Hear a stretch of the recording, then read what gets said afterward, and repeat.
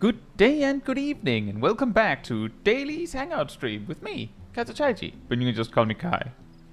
So, as usual, the way we go about this is that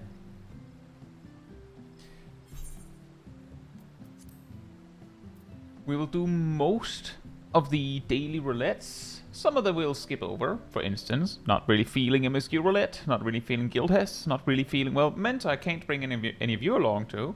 We're also skipping frontline. Once we've done the daily roulettes, we might look into doing normal rates.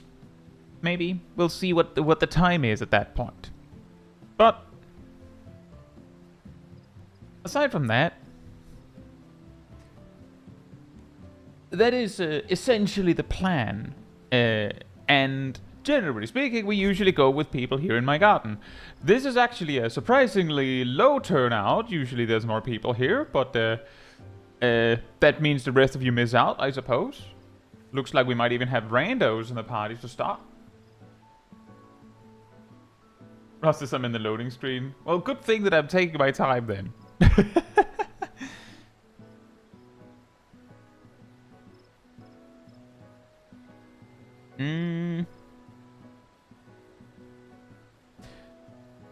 Now, that said, hey Aradil, hey Taldabar, hey Kaj, hey Ansa, hey Agent Monica, hey Ceros, hey Naomi, hey Snowshiro, hey Rust, and Voidling. Hope you're all doing very well. And me who else, hope you're doing well as well. And thank you for the resub, Rust. Thank you so much. Just a quick check, because I made some changes from yesterday. Does the voice match the camera? Does it seem correct? I've been testing a little bit myself, but who knows, maybe it's different when I'm streaming. Does it look right? Say Exodi!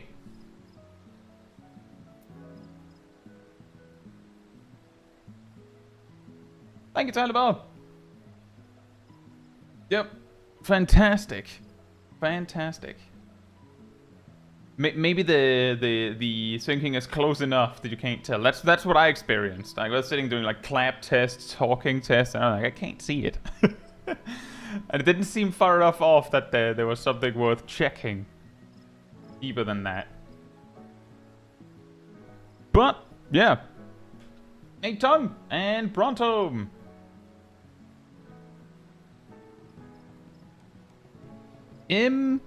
Yeah, I'll just give some people a chance to come over. It sounds like Ross just got here.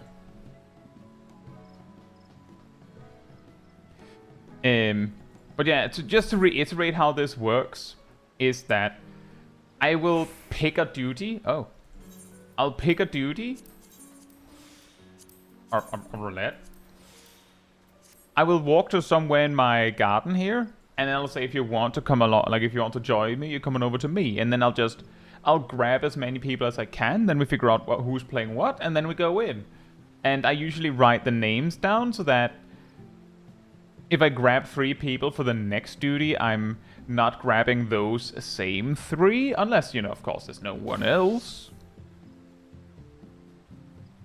And if you're late, like if you show up and you're like, well, I didn't get picked, I write you down so that when you come over again, I'll note that, oh, you missed the last one, so you have priority over someone who's like, who just got here, or someone who definitely already had a turn, you could say.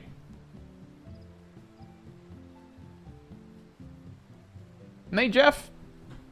Prontom says, I went to Google the other day to see if there was a way to data center travel remotely. I can't.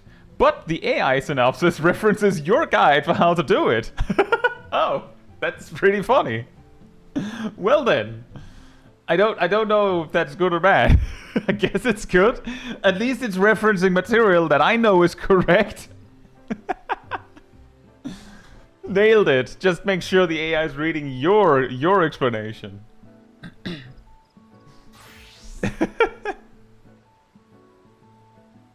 Put it in the meme channel. Let me take a look.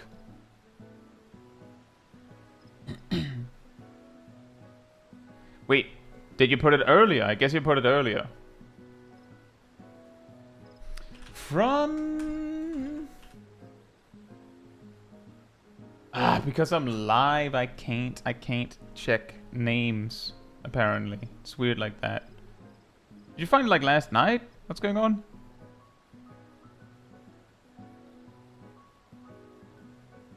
Just now.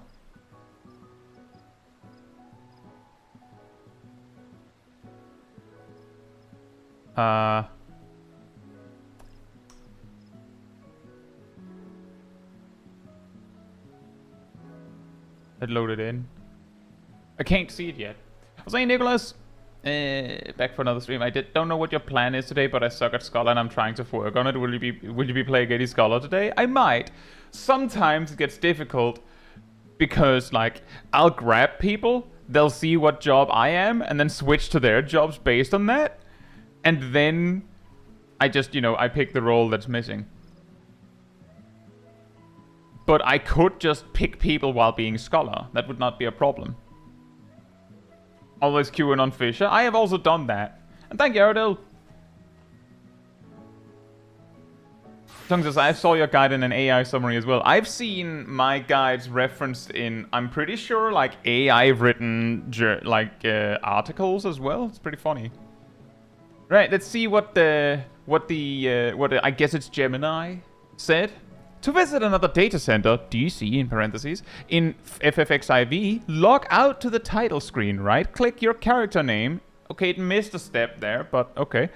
And select visit another data center, in quotes. You can only visit DCs within your same region, NA, EU, JP. Travel takes several minutes, and some features like market board selling or joining free companies are restricted while visiting. And it has 2 YouTube sources. This video demonstrates how to visit another data center in 14, and there's my short, very prominently shown, indeed. It didn't mention the part about materia being able to be visited by anyone, and it suggested you right-click your character name from the title screen, but I suppose that is a little bit pedantic. But close enough, right? Close enough. But yeah, I could play some Scholar, just switch to Scholar like this. Boom. Although there's not that much, like a lot of the time if you have a really good group, there isn't that much to learn, right? Like like I have had cases, I believe I've done a meso-terminal run. I think it was meso-terminal as Scholar, where it was like, I could have been a DPS and this group wouldn't have felt any different. Sometimes it'd be like that. Anyway, we're a little bit more people now. Fantastic. If you would like to join me for Expert Roulette, come on over to me. Play bad to give you chances to show off. Wow. Whoa. Rude. You don't have to do that. I will, however, make sure that I've written everyone down.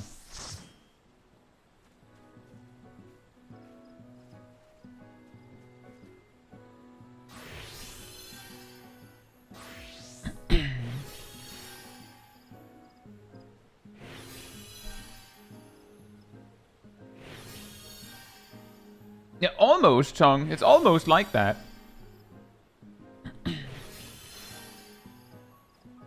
Let's see, Voidling. The trick there is that I go down the list of duties. It's around here. There might be something where our Realm Reborn players can come in as well.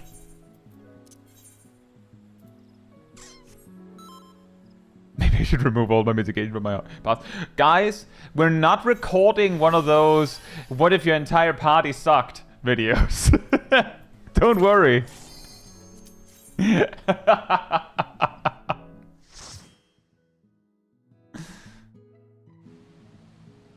Oh boy, Mistwake.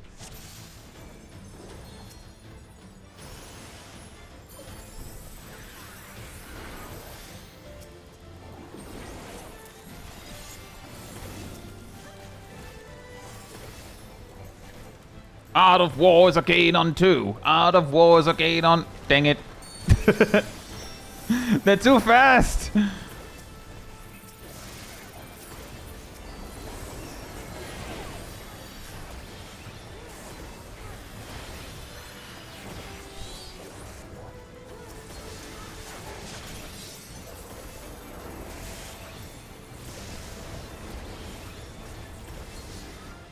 Hey, Jet. Did I miss answer when the stream started? I do recall seeing them. Hope you're doing well.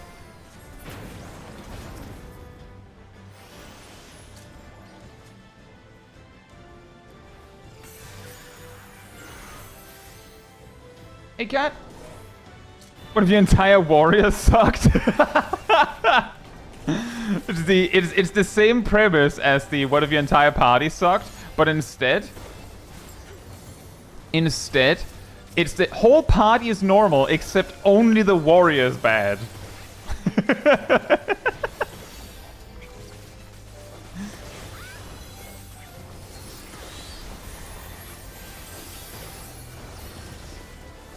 It's definitely something to be said that there might not be much to show when the team is very strong, but that is just how it is.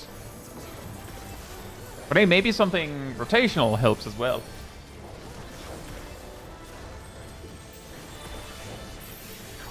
Whoa. Yo, is that I do believe that is a new icon, or did Coco already show that one? Thank you so much for celebrating 36 months, 3 years as part of the Cult of the Pain Gyarados. Thank you so much. Hey Dan, hope you're doing well. Just why does it look like it's fast forwarding? What do you mean?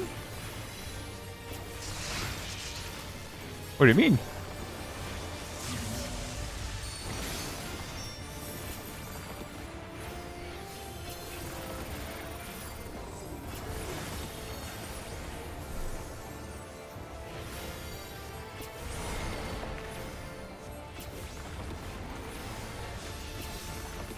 I don't know. Do other people feel like it looks like that?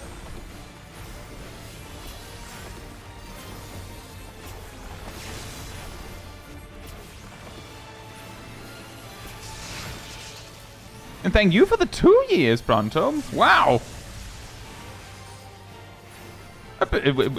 You guys have been around for a while. It's crazy. Thank you so much.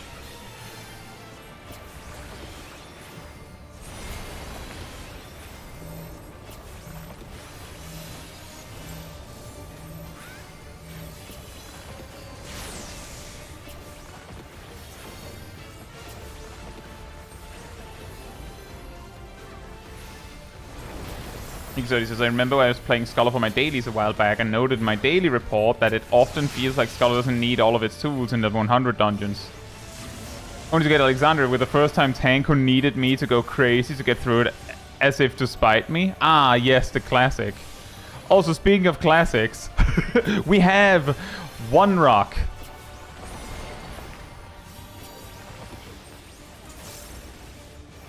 Hey, how's it you? Hope you do we will. Fair enough. I imagine what Dan means is that there's maybe some visual effect that makes it feel like it's going fast or something.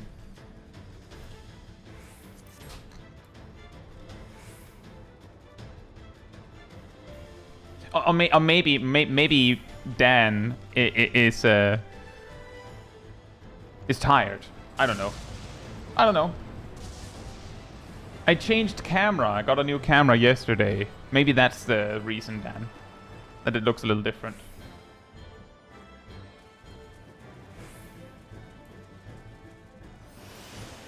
So he says, I think it would have been neat if Petri Breath respawned some of the rocks in the area it hit for this fight. I feel like that's... I could see it, but I also feel like that's so unnecessary. And I have mentioned this before, which I learned when I soloed it as warrior.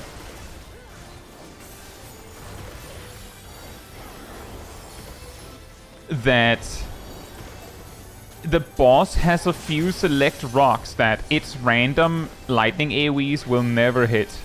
Like it has picked a select few that it likes, that it will let you have as long as you don't break them.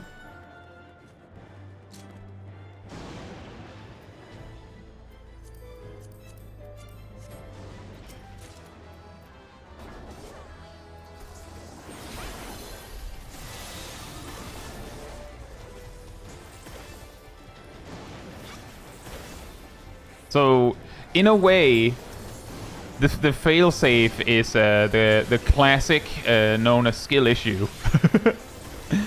But I could see it if it was like, if it was a longer fight and it was a lot more likely that you'd break all of the rocks.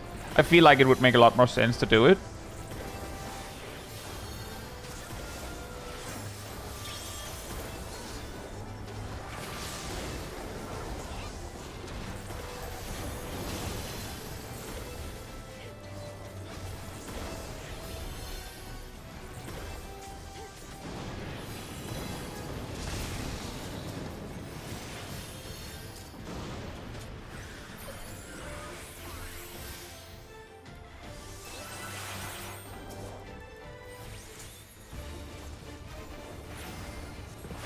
Enjoy making soup, cat, and he's off.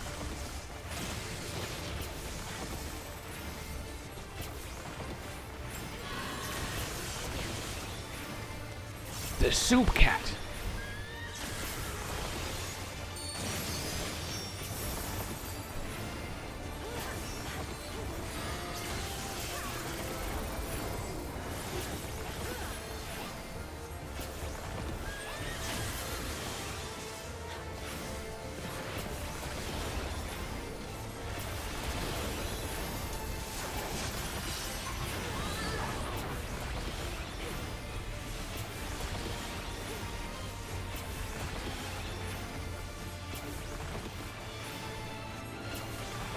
I'm sure this will be fine.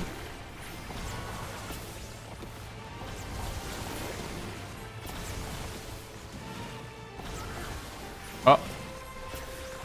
It was not fine. I'm very sorry.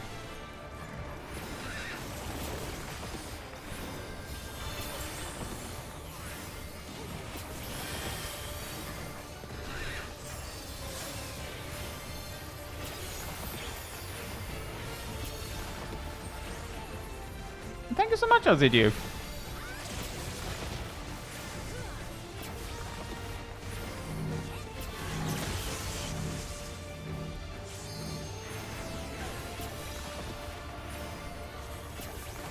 Oh, that could also work. That it hits like an extra time to like place new rocks.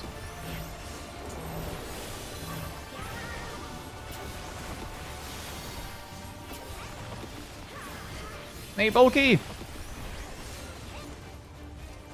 Video of bad, quote-unquote bad players doing mechanics wrong would be cool though. Destroying all rocks and wiping. If I were there, I would probably die laughing. The funny thing there is the closest I've come to that is that a while back I made a video called something like, what if your entire party sucked?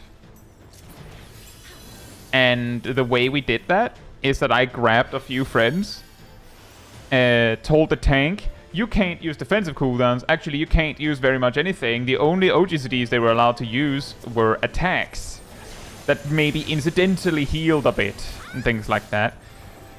The Dragoon was only allowed to do 1, 2, 3, 4, 5 combos. And the Black Mage was only allowed to cast Ice Magic. And Nox was the Black Mage in that demonstration, yes.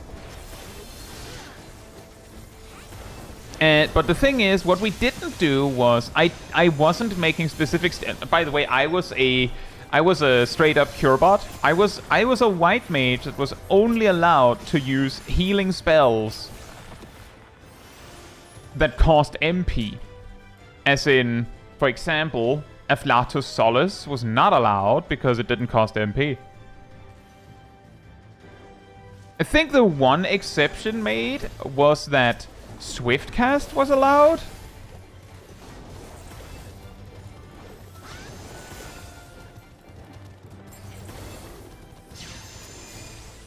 I think that was like the only thing aside from healing spells.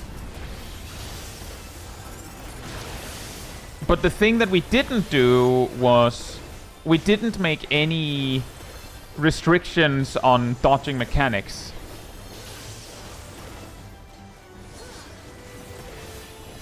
Partly because I made the conclusion that it would be very difficult to make to make it a reasonable amount of things you had to dodge or not dodge. Yeah, Zaf was the Dragoon, and I believe Gyasel was the Dark Knight. But, yeah, it essentially... Where do we draw the line at, like, how many mechanics does a bad player dodge? Like, it would be really hard to make it fair on that. So we just said, what if the rotation is really bad? And then we'll see how many things we can dodge. And if I recall correctly, we actually had deaths on the final boss, and that was not even intentional. That was just what happened. Like, that's just what happened to happen. Hey, like God. And DPS.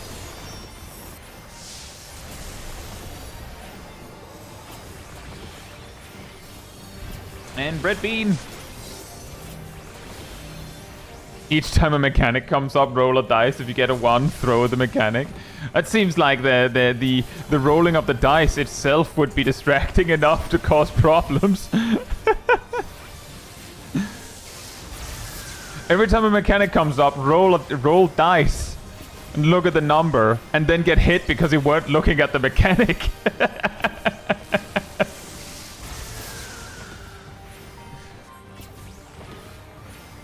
But yeah, we did try that, and yeah, indeed, some people complained that the fact we didn't get hit by mechanics very much kinda, like, wasn't as accurate as it could be.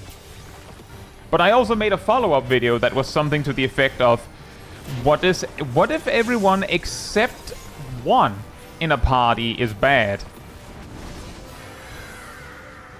And that wasn't a demonstration, that was a discussion. Because I concluded it wouldn't change that much from the full party. You could explain what would change, and then you could also discuss like how many mistakes a specific role being good could allow. Like, if the tank is the only one who knows what they're doing, if the tank is a warrior, well, there's a lot of dungeons where you don't actually need the rest of the party. So if you're the only good player, hypothetically, you could just solo the dungeon. It would take a long time, but you could do it. If you're the healer and you're the only one who knows what they're doing, you probably would be able to, like, drag your party kicking and screaming over the finish line. But it would probably be harder than as a tank. And if you're a DPS, it's like, well, I sure hope you're like a red mage in a dungeon where you have a raise and the cure, then maybe you can save the day if your party sucks. But if your party sucks, there's only so much you can do.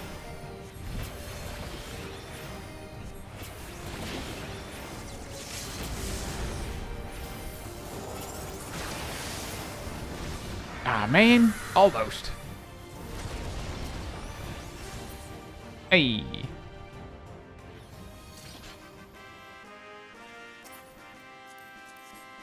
Hey, Bunny and Red Master. Naomi says, clearly what you need is players who are so focused on doing the rotation correctly that they just do not engage with mechanics. I mean, that's also a way you could do that. A little bit of both, Zaf, I think. That's also a way you could sell that concept is, what if everyone is really good at their rotation, but they're garbage at mechanics, so they just get hit by everything? The thing is, that one wouldn't get very far, because a lot of duties, if you're just outright ignoring all mechanics, you can't actually clear the duty most of the time. Like, you straight up can't. So it's just too bad. Which is also why we had a little bit of a difficult time determining how many mechanics should be avoided, and just going, you just dodge mechanics as you please for that demonstration. Precisely because if you say don't dodge anything, which, you know, there were definitely comments on that video that were like, yeah, but then people don't dodge, like, people don't normally dodge mechanics when they're bad. It's like, I mean, they'll dodge some. If you have a whole party that dodges no mechanics and you're the only person who knows what they're doing, you're not clearing that duty unless you're the tank. You know what I mean? I'll say you, Penguin.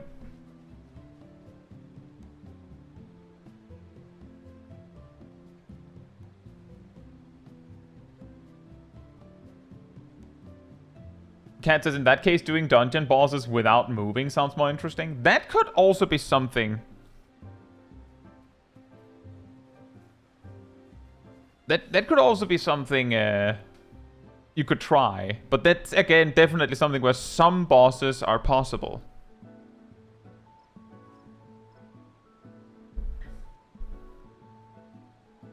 Also, Tong said inside the duty. Next time we get Mistwake and we have a Rolo? A warrior? Kai can take a 30-minute break. I mean, yeah, for the most part I wasn't really... Like, the only part I was needed for was resting one person, I think. The rest we could probably have just done without me. Volky says, have you considered any Alliance Raids challenges to try? Like, some time ago I've seen in Party Finder people recruiting only warriors for near raids. I haven't considered making those challenges, but there was a stream quite a while back in Endwalker. We were doing Eureka Orthos, but then one of our players had to go a little early. So instead of just calling it early, the three that remained were like, maybe we could 3-man copied factory. So it went in as 3 warriors, I believe. Turned out that we couldn't 3-man copied factory because it has a DPS check somewhere.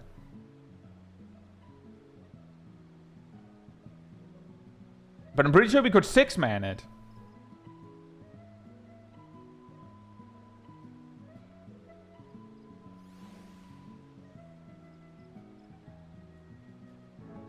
But a thing that makes me, like, part of the reason why I'm not super deep into looking for challenges to do in 14, like, really wacky ones, is that a lot of the time it feels like... Thank you. Whoa, that was fast, Aradel. There was this random stream where we did Eureka Authors, and at the later in it, we were doing near 3-man. Aradel got it 30 seconds later. Aradel knows.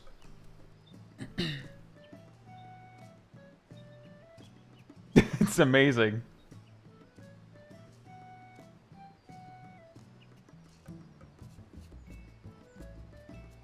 Elf knows all. Yeah, indeed. The part of the reason I haven't tried a lot of those challenges is because a lot of the time it can almost feel like a yes-no answer, where it isn't necessarily a... It isn't necessarily a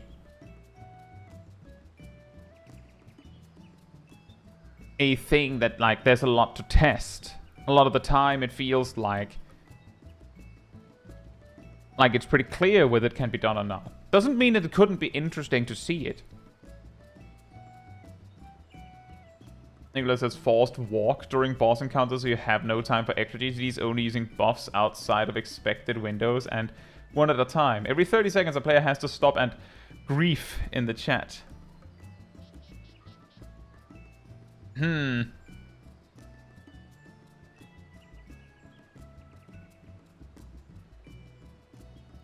It's a lot of work to really emphasize it being bad. Let me just reiterate that when we made a bad team, we just said you can't use most of your cooldowns.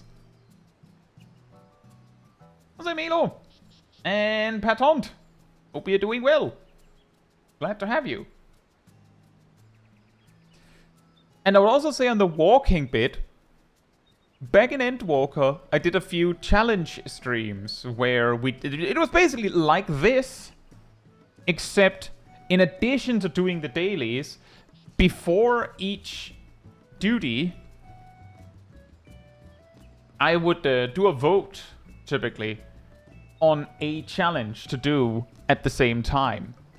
Which meant that, for instance, I specifically recall having to, I think it was tank Ether font, like this.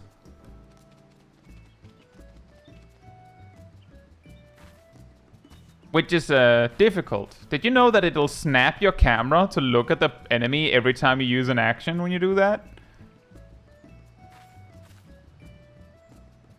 I also remember doing, I think I think it was dead ends or something like this.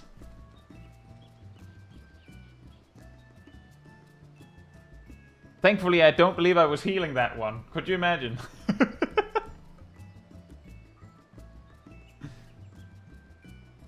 Hey, Ham. I also did challenges such as doing it like playing with only my right hand without using the thumb grid. So I had to like both move with the cursor but also click all of my abilities, and on a different one only with my left hand. So I like, you know, had to move like with just the keyboard. I actually played standard controls for that, of course, so that I could I had to keyboard turn, but hey, I could at least turn the camera, right? Or I had to do like this otherwise, and that also worked fine. But I also did a challenge of doing a duty like this, just walking the whole way. It was only me who had to do it, but before we had done the first pull, my entire party had decided that it was a group effort. And later, I made a challenge stream, which was I can't remember. Did we go down to 4 buttons? But essentially, imagine that you're only allowed to have 5 buttons on your hotbar, and you're only allowed to use those 5 actions. You're allowed to move, you're allowed to jump, you're allowed to initiate auto attack, but for actions, you're only allowed those 5. You're not allowed to sprint if you didn't choose sprint. You're not allowed to summon or even have your pet if you didn't choose the summon pet button. You're not allowed to use or have your tank stance active unless you picked your tank stance. And a lot of jobs had problems with that. We did that back in Endwalker, and part of the reason why I've had a little bit of trouble even considering trying it in Dawntrail is because there's a few jobs that, with changes in Dawntrail, have become a little too good at a challenge like that. Like, for instance, Viper. If you could pick 5 buttons,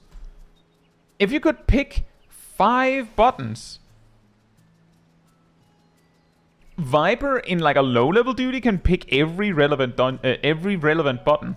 At high level, Viper can still pick the important parts. And yeah, I was about to say, as Ham said, DPS, Pixelmancer's actually mega bad at it. Check this out. You can choose 5 buttons. Would you like Pom motif? 1 button. 2 buttons. 3 buttons.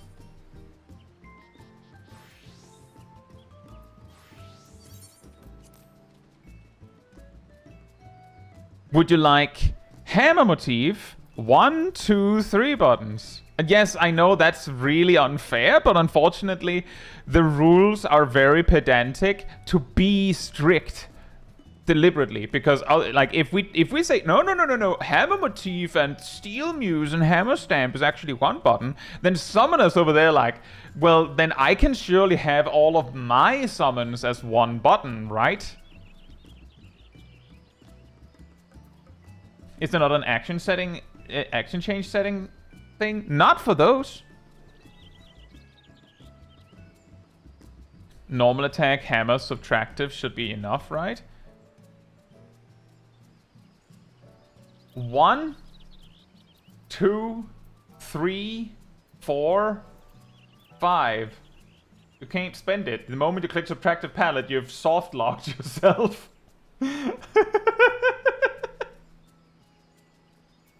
And that's what makes Pixelmancer really bad at it, is that nearly every single thing it does is like, yeah, but you need like 2 or 3 buttons for that.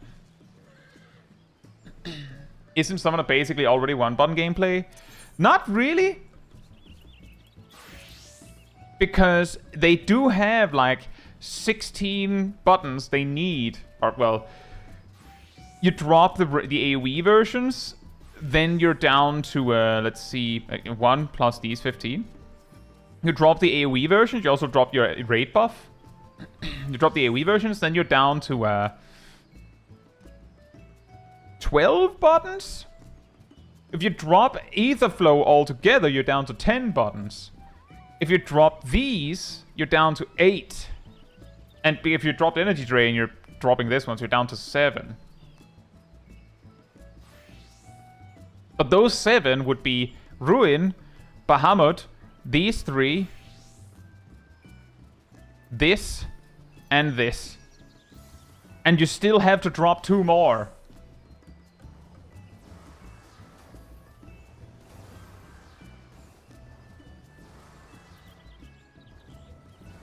So it kind of gets really awkward because you'll end up spending a lot of time using Ruin. There's also the detail that this works if you're like, you know it's going to be a single boss encounter. If it's a trial or something, you can drop all of the AoE specific buttons. What if it's a dungeon? If it's a dungeon, like for instance, tanks are more likely to like do AoE 1-2 combos as their generator, and then like you have a single target spender or something like that.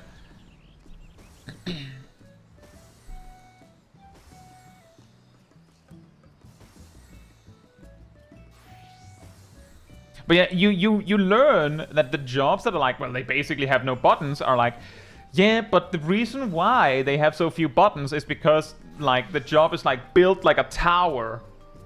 So each button, or at least a few select buttons, do like 90% of what needs to happen. And then like there's a few extra buttons. Like for instance, Summoner needs like this, and this just to function. And then you have 2 supplementary buttons what you want.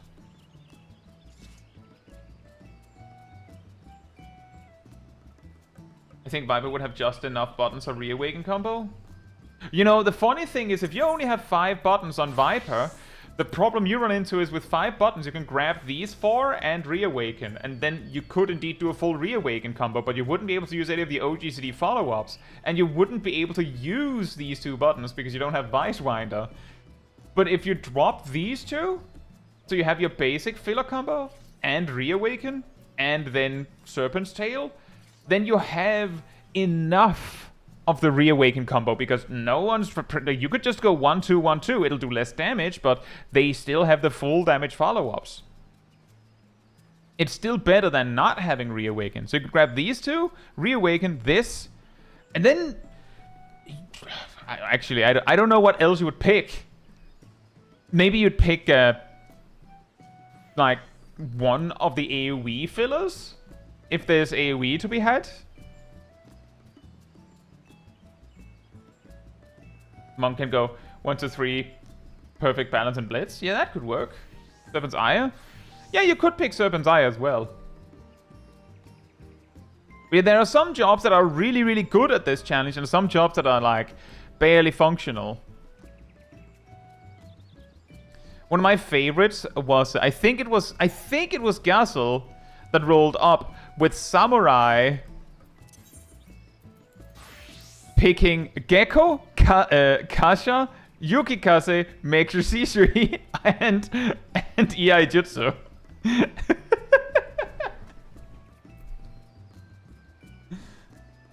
Nailed it. Just, yeah, I'll do a lot of damage and then just nothing.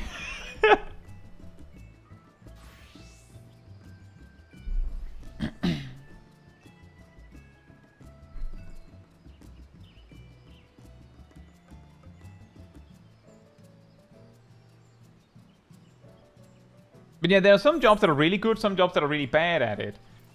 And I do think it's an interesting thing, but part of what meant that I kind of stopped making it was partly because, well, we had other stuff at the start of Dawntrail, and then eventually when the dust settled, it was like, yeah, but there are some jobs that are too good at it. And I also kind of recognized that in those streams, we ended up spending a lot of time on the logistics. Because, like, when we went into a duty, I was like, I needed each person in the party to, like, tell me what buttons they were using. Because it was like a party thing. Everyone had to choose 5 buttons. And then we did the duty. And sometimes you'd, like, choose 5 buttons, go into a duty, and go, oh, actually, I would like something different for this one. No worries, we just do that. But it can really mean that you, like, add an extra 5 or 10 minutes per duty. And I do recognize the irony in me saying that after spending, I don't know, 20 minutes talking about something else after one expert roulette.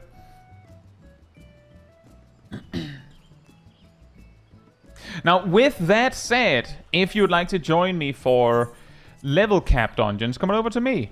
That's the other level 100 dungeons.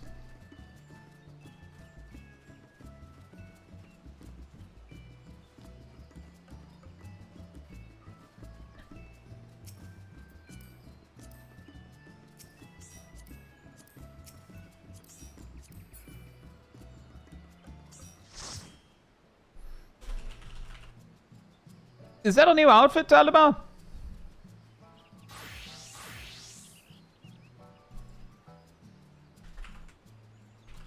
It is. Nice.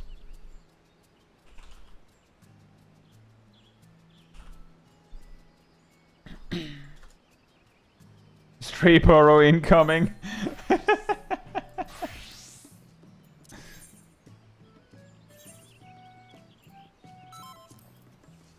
Yeah, the part of the reason why that 5-button challenge was the whole party is because sometimes people make these things where they like come up with some challenge, but then the challenge is something like I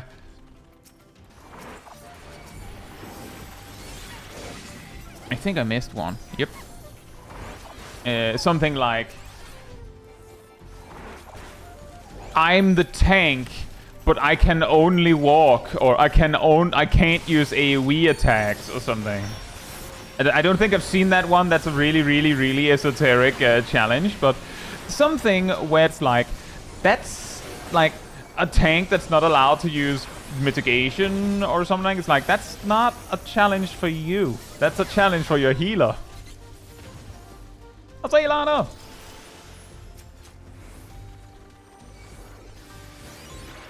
And because I didn't want to do something like that, that of course limits options for challenges a little bit.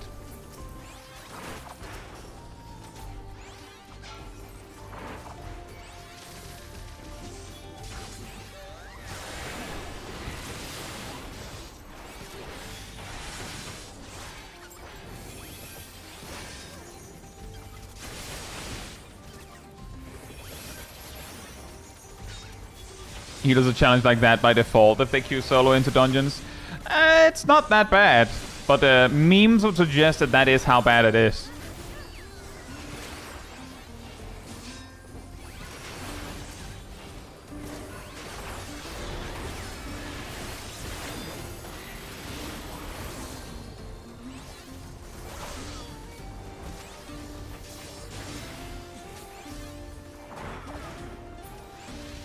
Kansas, my favorite is seeing Game X Nuzlocke, and then the video has to spend like 5 minutes explaining how it's even closely related. Oh yeah. I really wanted to use the name because marketing reasons, but it's actually like vaguely related. Team 2 got Alexandria? Oh nice.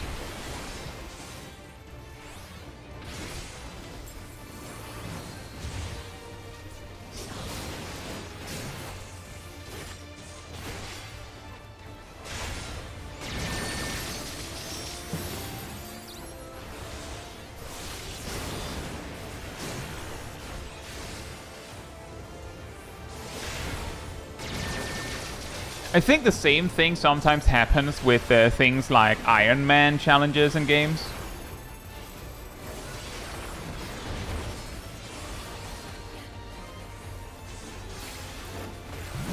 Do I have a favorite healer? I'm not nearly as attached to healers in particular, but I tend to prefer barrier healers.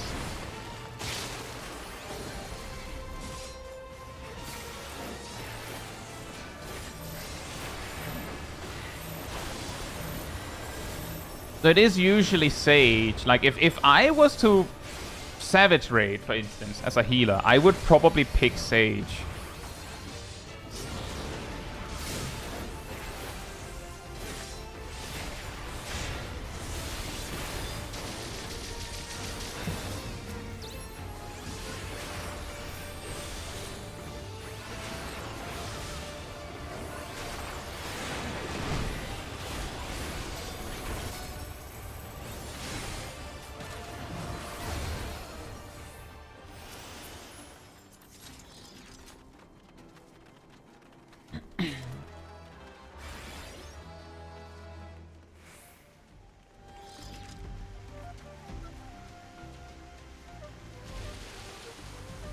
Swole cactus.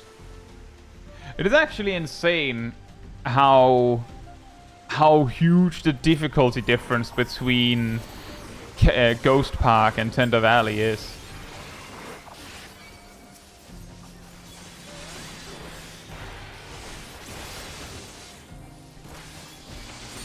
Like, I'd almost say that Tender Valley might be one of the easiest max level dungeons to date. At least personally. Meanwhile, Ghost Park is like among in a very, very small group of dungeons that is annoying or difficult enough in people's eyes that some players will leave it on sight. Also, 105 streak, Ilana. That's crazy. Guys, very red today.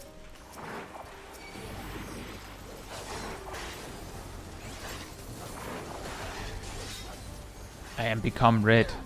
I think it's partly because of the orange in the game.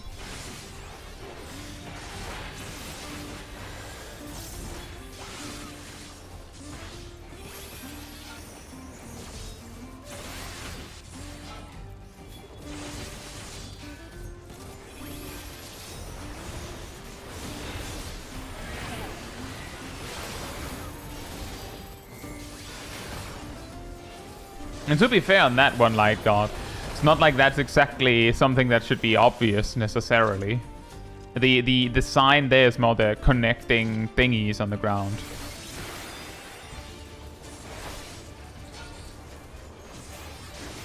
Oh, absolutely, Bonnie. Ghost Park is like the whole thing that makes people not like it is the first boss. Just the first boss. Some people think that the second boss is a little bit annoying.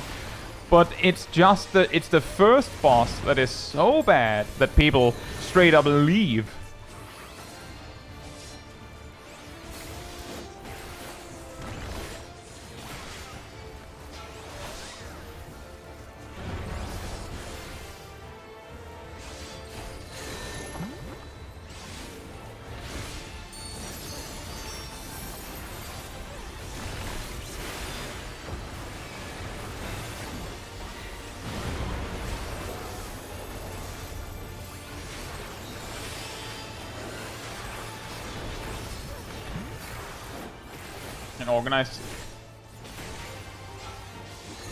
An organized strategy to the first boss? There is. Good luck getting randos to do it. But there is one.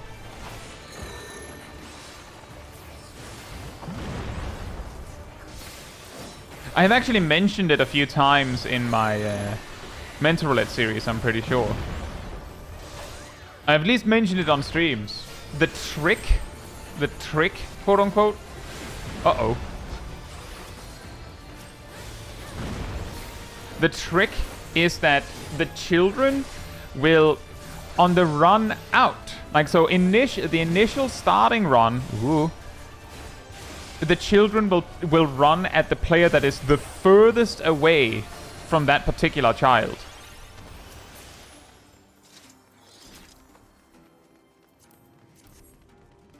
And once they reach like the other end of the arena, they'll turn around and then they'll target the closest player to them. Which has a little bit of that like, whoa!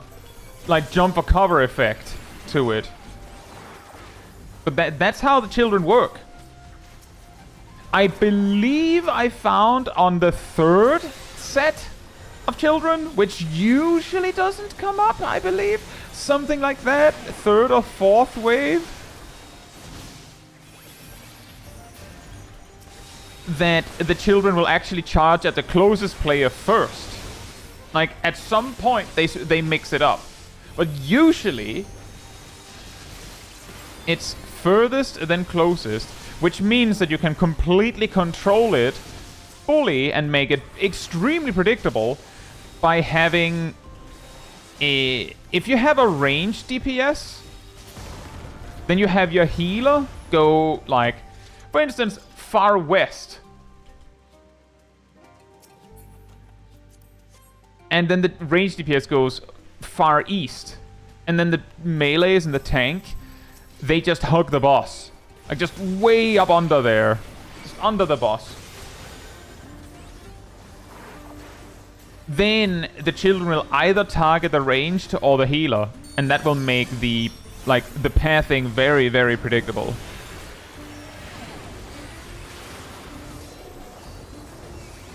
And that works for both ways. You just have to make sure that your ranged and your healer actually dodges them. Now, the problem, of course, is getting your ranged and your healer to do that.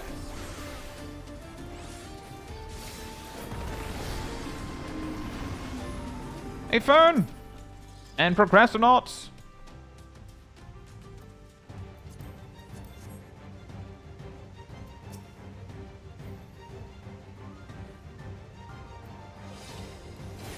And hey, Wolfkin!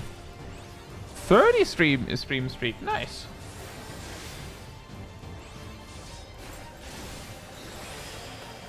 And hey, Shaman!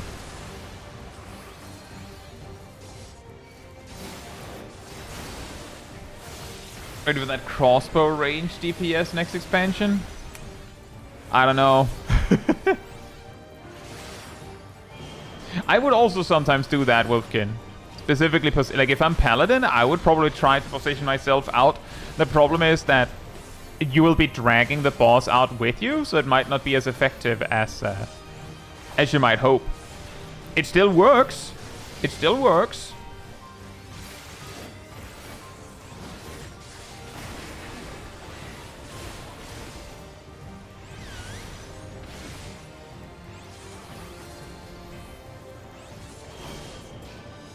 It's just not as effective as if you have a ranged and a healer.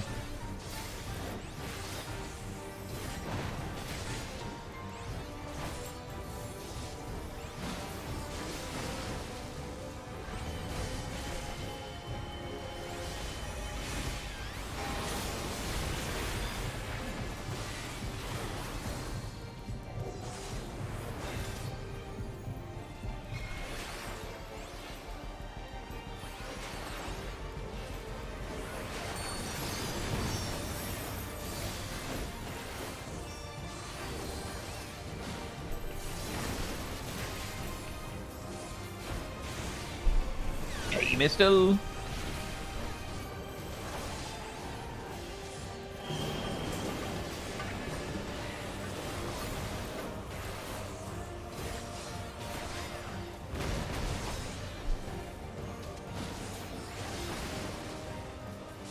Yeah, I don't know. I have said before personally that I would almost prefer no new jobs if it meant that there was a lot, like some major upgrades to the existing jobs.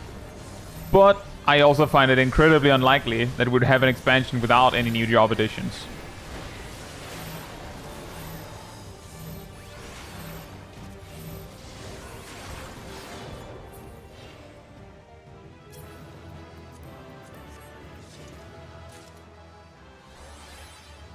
We also, speaking of job additions, I do recall that the Beastmaster appears to be coming with, was it one-handed axe and a shield? Which was what some people were like, nah, it's gonna use a whip because in this other game. But we did talk about a while back that Beastmasters were already revealed, technically, in Boja, in Shadowbringers. And those Beastmasters used one-handed axe and a shield. So it would have been a bit of a surprise mix-up if they didn't.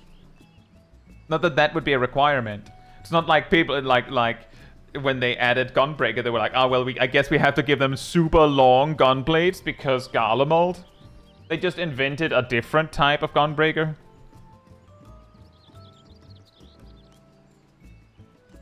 There's 4 summoners in my Tower at Paradigm's Breach group. Once upon a time, that would have meant possibly permanent Searing Light, and that would have been funny.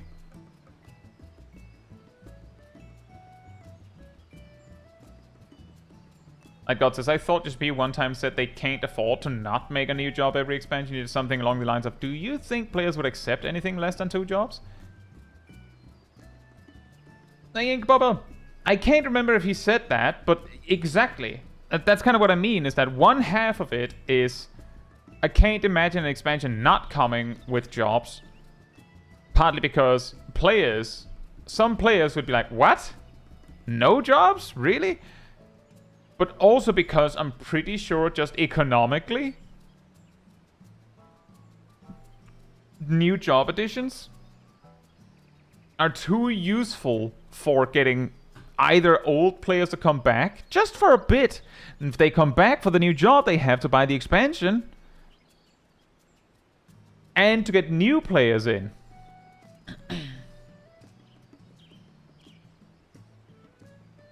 But I do also think that this is like a place where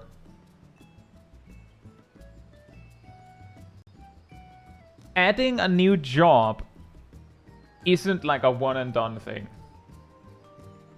Right? Adding a new job means new job specific outfits, at least one per expansion. And just the addition of the job usually means at least 2. Just like that. Many weapons for just that one job. And then there's all of the abilities that the job gets. It's gonna get new abilities every expansion. And you also have to account for that job when making basically all content in the game. Like, if there's anything in the game that impacts all other content directly, it would be adding new jobs. Then they also have to put weapons in the previous expansion's Poetics shop too. Yes, they usually do that. So like for Pictomans and Viper, I believe they have a level 80 and 90 Poetics weapon. They technically also have, I think they have a level 90, like, artifact gear set. But I'm pretty sure it's, like, a lot more generic.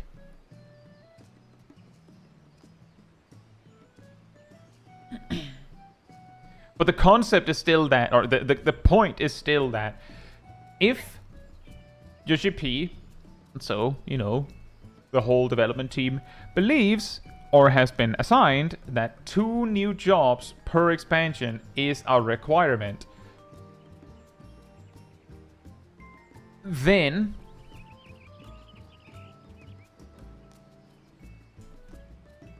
that means at present that a new expansion means roughly 10% more jobs. And there's probably a point where unless they're like, you know, gradually expanding each expansion, I don't know if they are. We have all these jokes, and sometimes getting a little bit too real, that the 14 team is paying for everything else at Square Enix. Unless the 14 team is expanding every year, every expansion, then at some point this just doesn't work anymore. Right?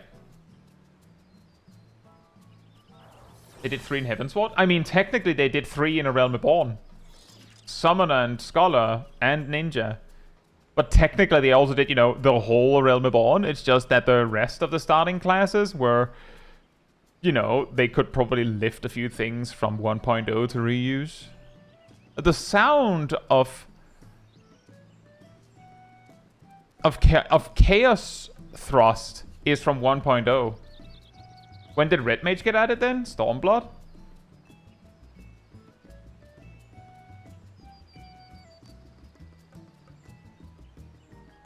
Is Metricon, does I believe they stated after the fact that putting 3 jobs in Heavensward was a huge mistake? Why? Was it level 50 unlock? Because it's from Stormblood, Mistel, where the max level was 70.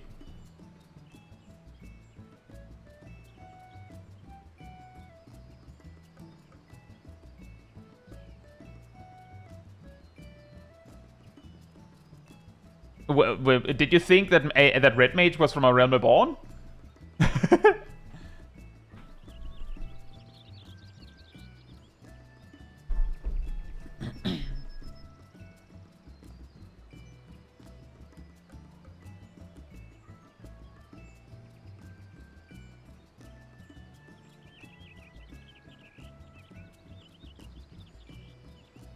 I thought it was Heavensward. Heavensward was Machinist, Dark Knight, and Astrologian.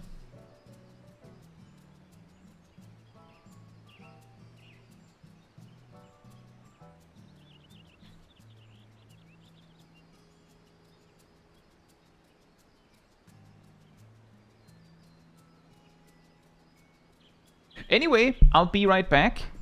And then we'll hopefully speed up a little bit on the roulettes. In the meantime, sanity restored.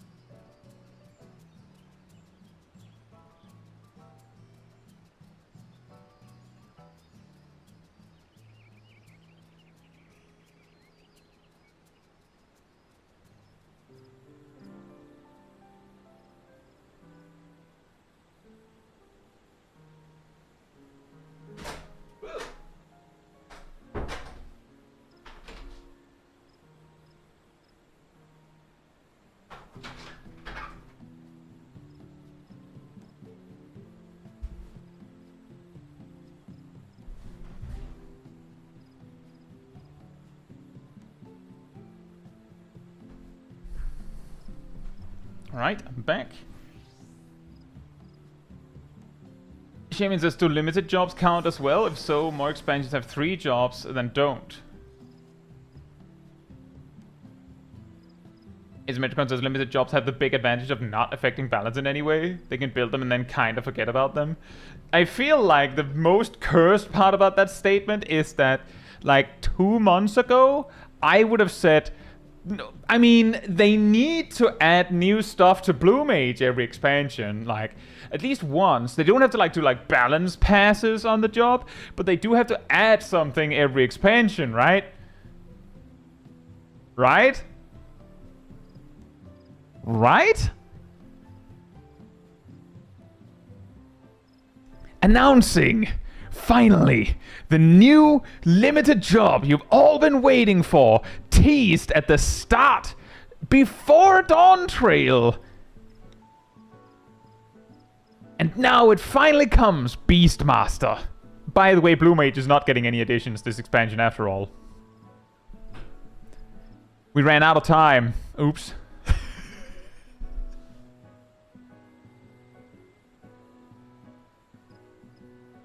It's like your parents getting another child, and then you don't get the thing you normally get each year. Like, so, like they get another child, and then you get less Christmas presents.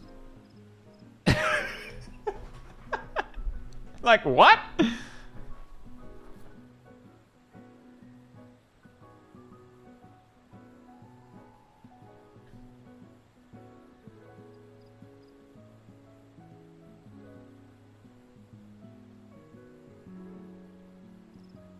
Ignato says at least let it level to 100 or something.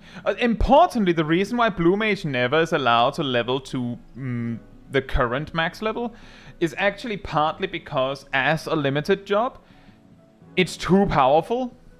If you want to see a demonstration of how insanely powerful Blue Mage is, at the end of Endwalker, I made a video called something to the effect of the single biggest hit in Final Fantasy XIV. Yes, you can do things like hit for like 10 plus million damage with a Flatus Misery in Boja or something, but in a normal duty, the single biggest hit in Endwalker was Blue Mage, and Blue Mage could do like, I think, a double the damage of Ninja, which was like second place after Blue Mage, so the non-limited first place. But Blue Mage beat everyone with a 10 level disadvantage. It still won. That's how strong Blue Mage is. So when I say they don't really care about like limited jobs being super balanced, that's it. It's that they make sure that Blue Mage can't actually participate in currently relevant content as the compromise. And yeah, no, Blue Mage is still capped at 80. I believe? Yes. Capped at 80. And it should have been capped at 90 sometime in 7.5. But the announcement that Blue Mage is not getting anything in Dawntrail means that they're not.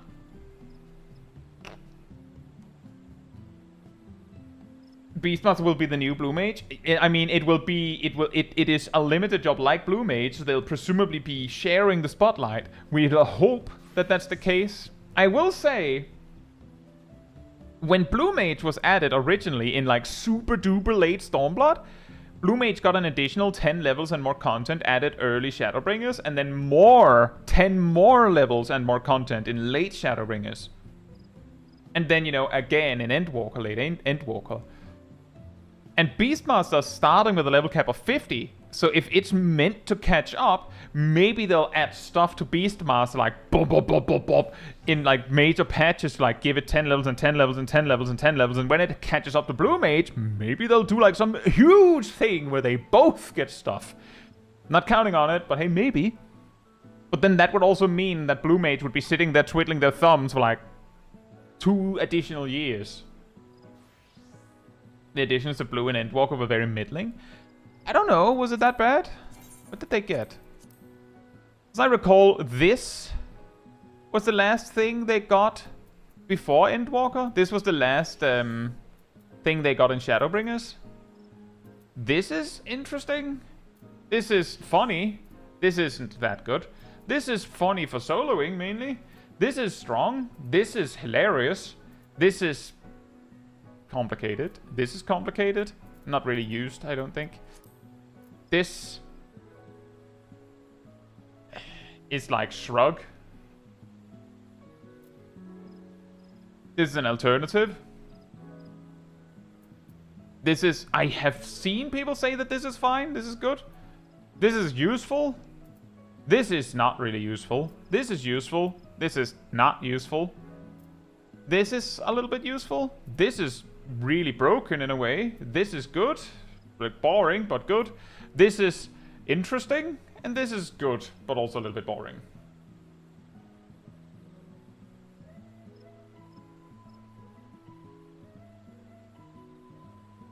But yeah, part of the problem is that because Blue Mages, you know, just pick and choose, you very quickly run into the problem that they already have the good stuff. They have a good filler. How do you make them a better filler? Without just, like... The thing is, Blue Mage's toolkit is a little bit like building a deck in a card game. If they want you to use something different than White Wind, then they have... It's pretty funny, it has halved MP cost because I'm on Paladin. Then they have to give you something better than White Wind. But it has to be something that is exactly better than White Wind. Which means cheaper White Wind, or stronger White Wind, or White Wind without the drawback of scaling with your current HP. But if they give you that, then they can't give you that twice.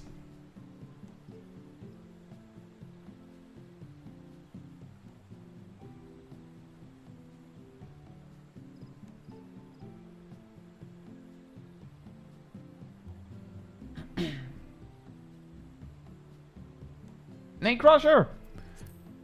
And so because, like for instance, when I say this is an alternative, the reason for that is that Divination Rune restores MP, I believe, based on the number of targets it hits.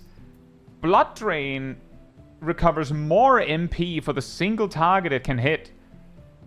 but it does less damage than Divination Rune.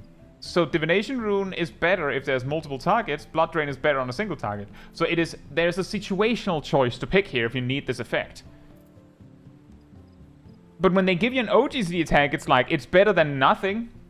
Like, it's better than nothing, but you don't need 5 different fillers, so this is better than a filler.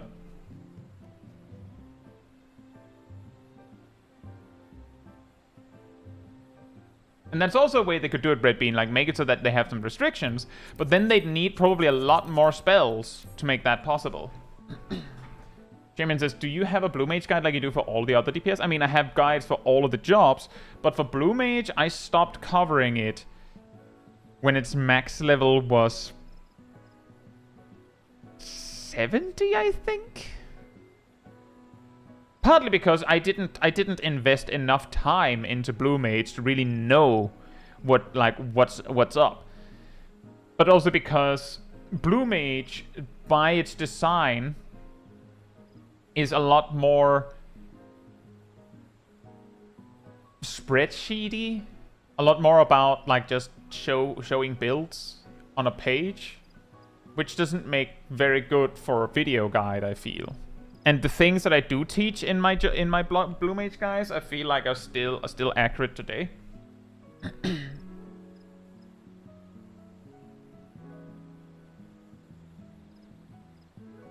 Mr. says, if I'm not wrong, Kai started this channel doing Blue Mage content, which got him into furthering this, so he does have videos on Blue Mage. I think they're rather old. Incorrect. I started this channel because a friend of mine said, like, I was teaching friends in the free company I was in how to play better, and that friend like asked me often, and sometimes it wouldn't be available. I'm like, you could, you know, just look up a guide. Not saying you can't ask me, but if I'm not available, you could check a guide. And that friend said, I've tried, I don't understand them in the guides, it goes too fast, something like that. So I just went, guess I'll do it myself. And I started making guides. My first video on the channel is a guide on how the GZD works. My second video on the channel is how movement speed works.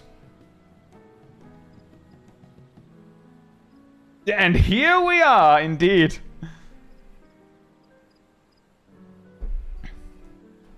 But yeah, I have made a starter guide on Blue Mage, an advanced guide on Blue Mage, and then I have done a couple streams as Blue Mage.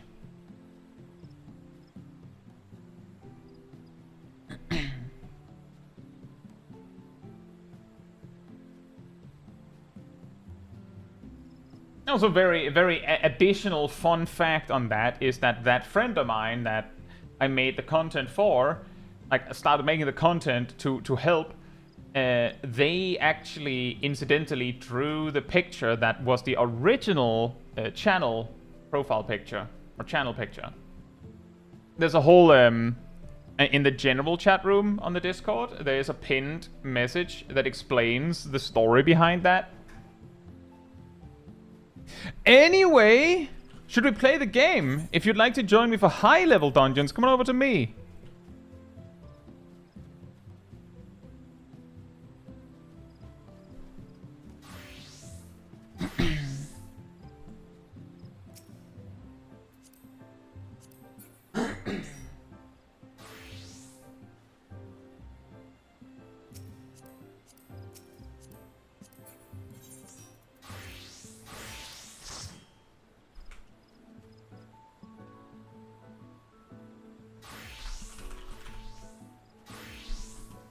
Writing down the names, writing down the names.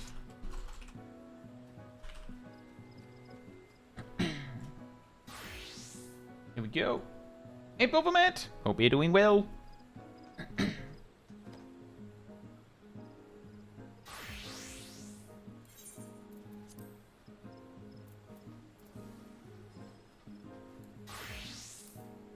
Any bets on what duty we're getting, guys?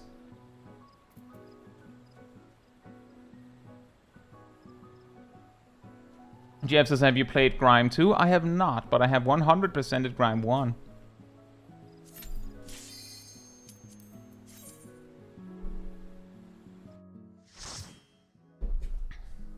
And it is... Wanderer's Palace. Congratulations, Lana. Man! I had to play level 50 Black Mage.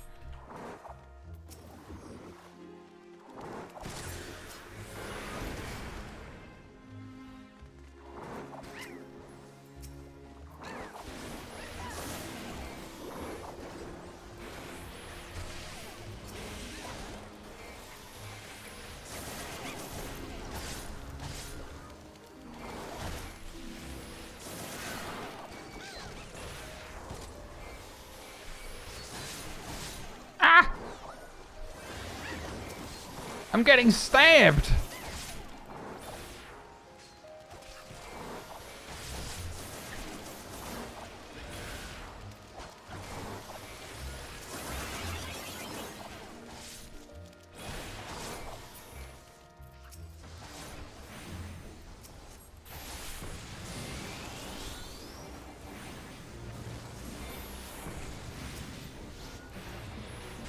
That was pretty solid. That sucks, Rust. Why does it have to be like that? Hey, Flems!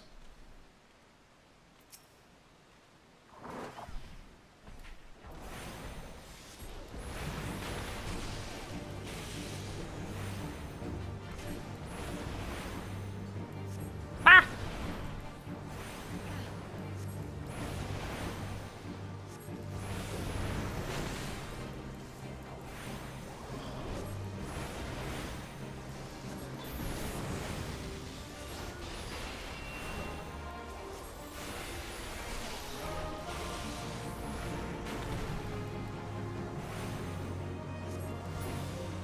Oh. Hey, Reapers!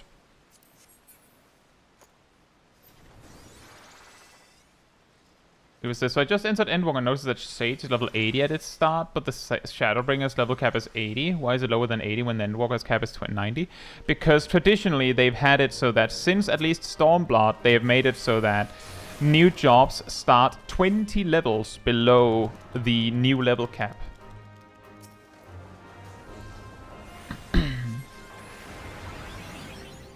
Not 10, 20.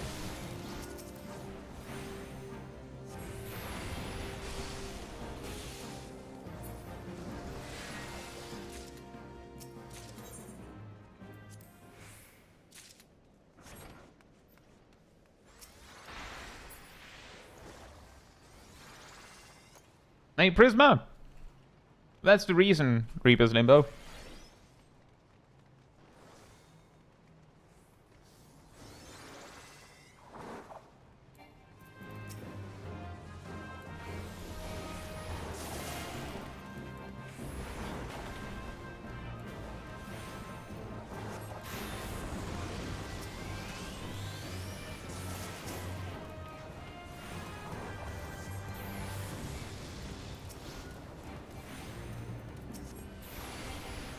And the one exception, which is the reason why I have to clarify that it is since Shadowbringers, the one exception is in Heavensward, the cap, rather, the new job additions started at level 30.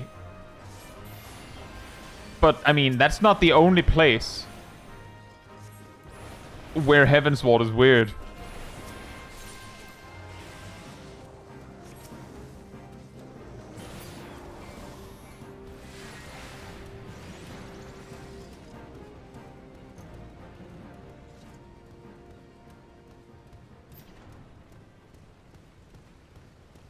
Oh, that sucks, Crusher. I hope it goes well.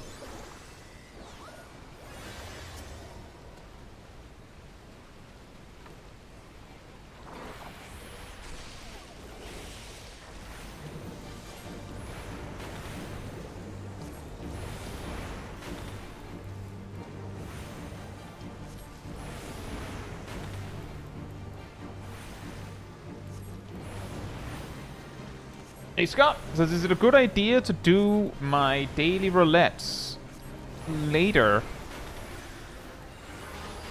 in the days that my queues are faster, specifically as a DPS? What region do you play on? No, that sounds a bit like a very random question, but what region do you play on?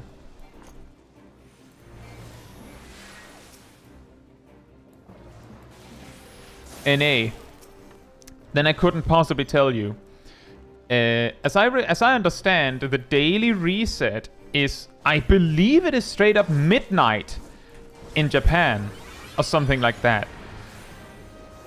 Which means that, let me put it like this, in EU, at the time that at this very moment, the daily reset happens exactly when I start the stream. So if I were to do daily roulettes any earlier, then there would probably be people be like, well, I already did them yesterday, so... In EU, I would actually warn against doing your daily roulettes like a couple hours before the daily reset, because in my experience, that is where you have the highest probability of getting really, really weird players. I don't know why. But that's probably partly, because the players that are like more in tune with doing their dailies and such are more likely to have finished long ago by that point.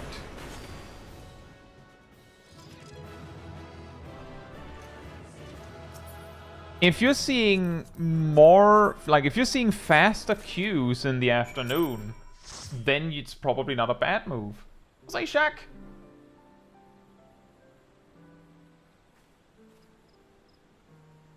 But yeah, that makes sense.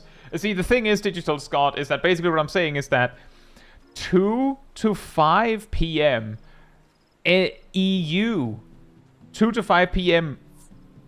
for me, for instance, in EU, there's a higher probability of bad, weird players, and the queues are going to be slower because it's only a couple hours before the daily reset. So it wouldn't actually help. But 5 to 8 p.m. would work, because people will be sitting there, like, ready, like, revving their engines to do their dailies the moment that the dailies reset at 5 p.m. But in NA, it resets a lot sooner. Or a lot earlier in the day.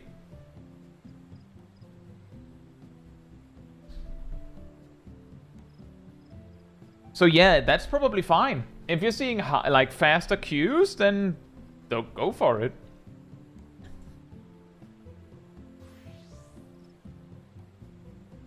Blue Mage says, I finally got news about my PC. PSU and motherboard fried, RAM and GPU are apparently fine.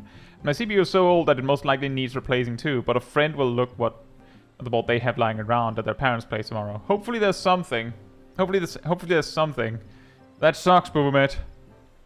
And that's a classic. If you need a new motherboard, you probably need a new PSU, new CPU.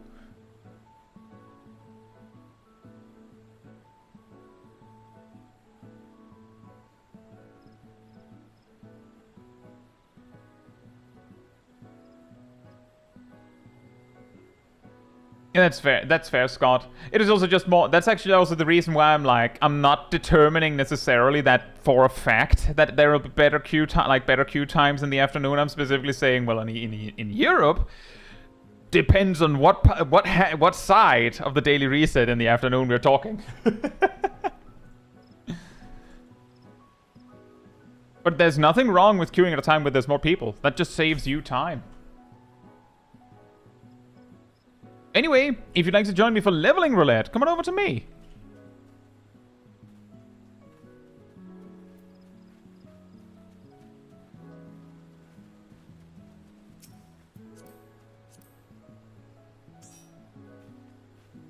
So traditionally, as I said, I'm keeping track of who's coming and who's not. So if you want to join, be like, well, I already had a turn. You just come on over and I'll figure it out.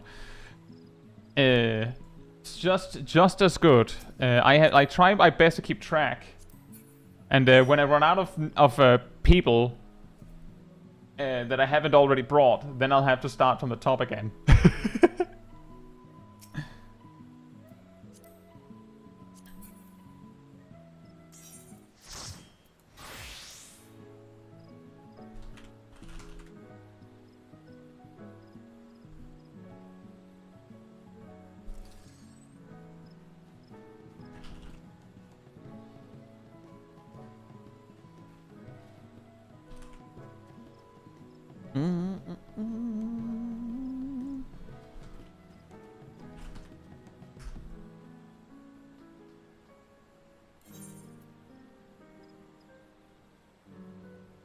7-minute wonders pan. That is pretty fast, yes. We'll be like level 70 something probably.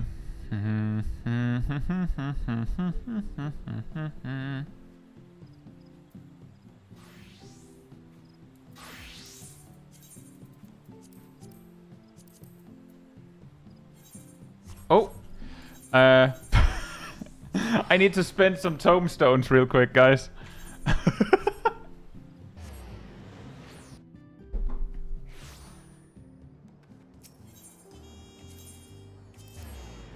Phantom Village.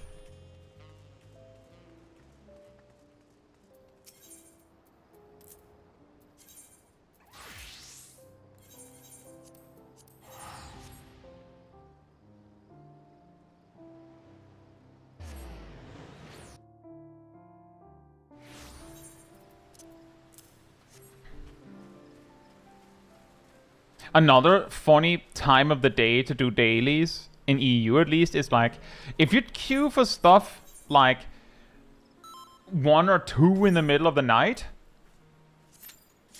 it's like a coin flip. That is the place where you'll find some of the craziest power gamers, but that's also the place where you'll find the craziest lunatics that are just... I don't know how to explain it. Absolutely crazy. So it is you. So it is... Oh, dang it. I didn't sprint in time. Defile my new paradise.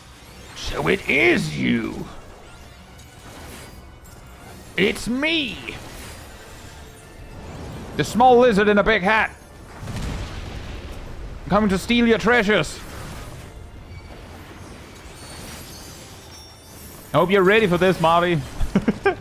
I'm sure we can do this.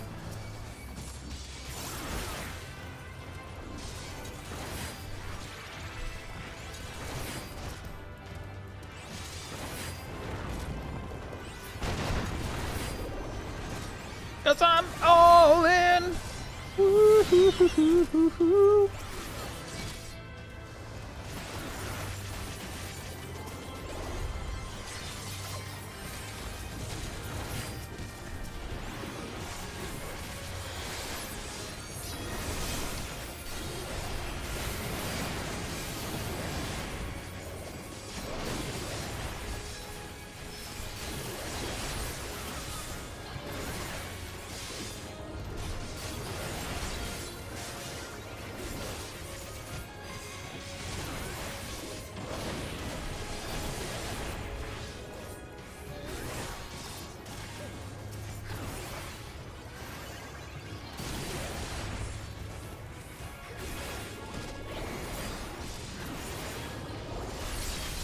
Nice! Nailed it!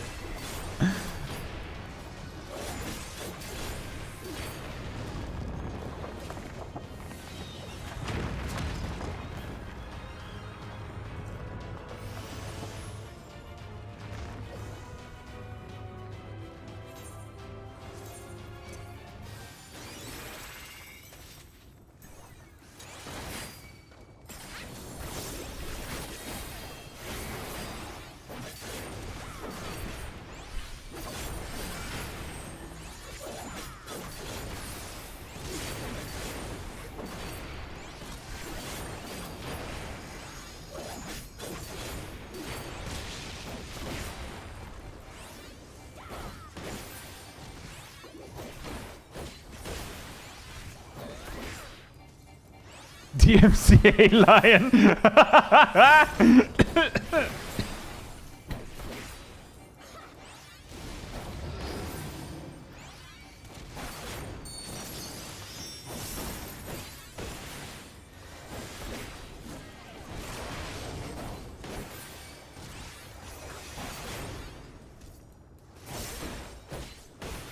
Sorry about that. I'm just choking to death. But the game must go on.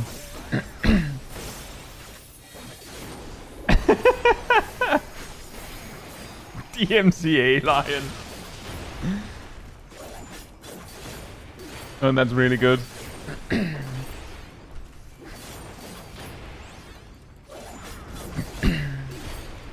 But as you can see, I mentioned it earlier. The whole challenge to play the game one-handed. I can do that while choking. And still get my rotation mostly correct.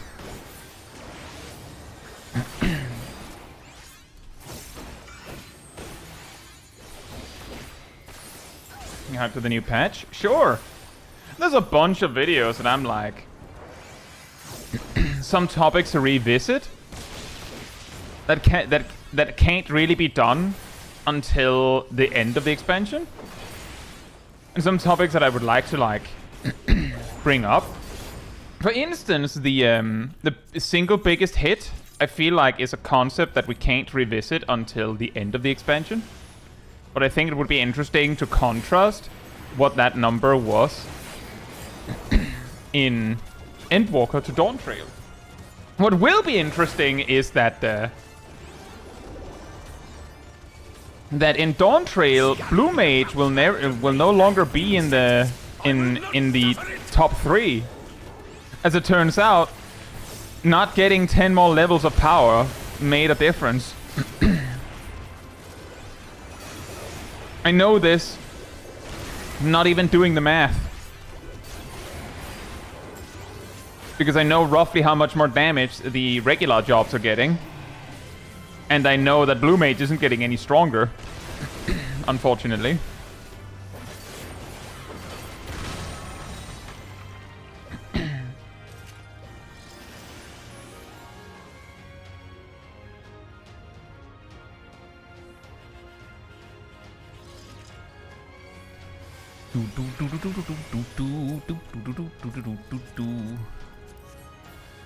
Will Red Mage be on the list?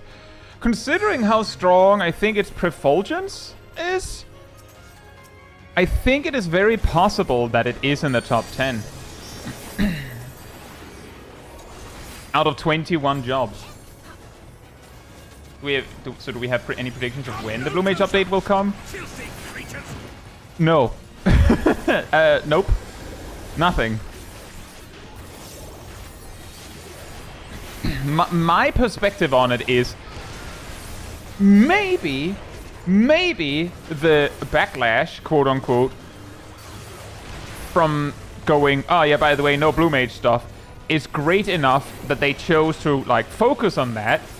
So suddenly the Blue Mage update is coming unexpectedly quick.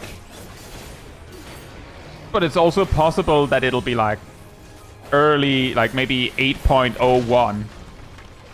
Also, Yakuza, hope you're doing well.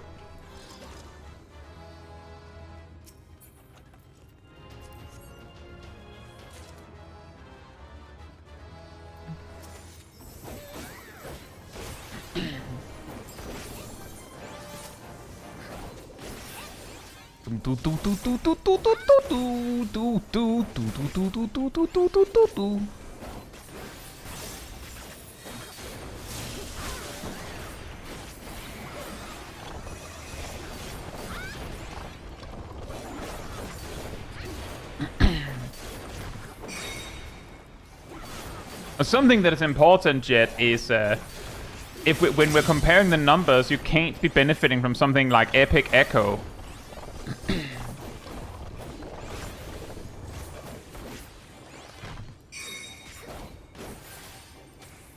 People, yo.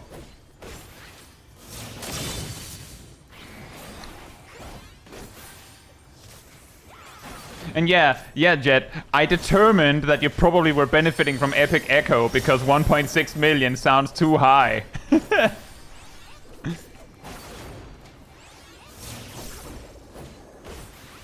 How big is your Xenocrit spin? I think that they're still peaking at 300k, I think. Something like that.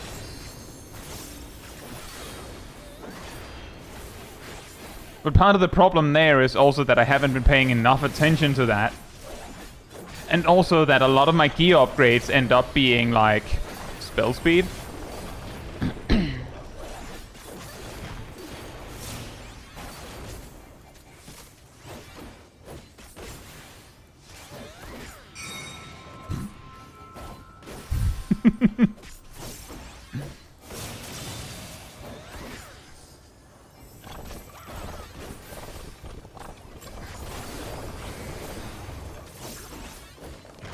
the pixel safe spot. Is Black Mage still largely spell speed this tier? Just like last tier, spell speed is an option. But technically, crit has the highest potential.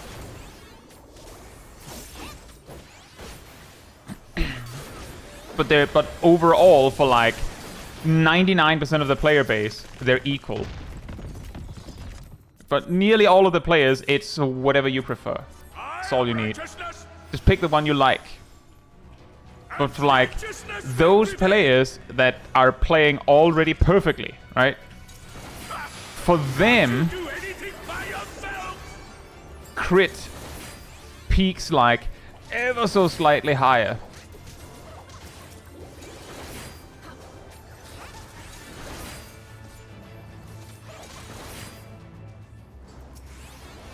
It's one of my favorite tricks, Crusher. Every time I get this duty, if that specific setup happens where that pixel save spot is available, I do it. Just because it's funny.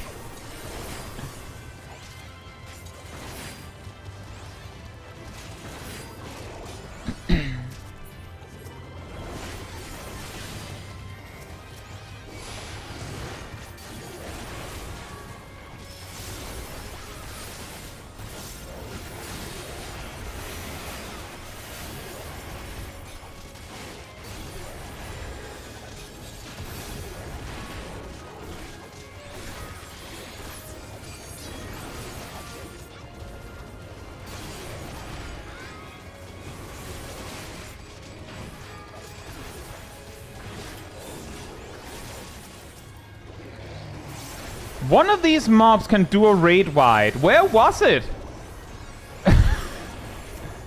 Oh, there it is. Very well. If you will not be discouraged. That is essentially the reason why even Black Mage, which is like the job that can get the most value out of spell speed of them all, Akasasaka, why even that job has like the effect that, yeah, well, technically, maximum crit is still better, asterisk, is exactly because of that explanation you gave.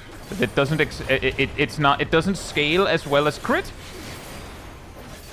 and it doesn't affect OGCDs, not really. That is basically the reason.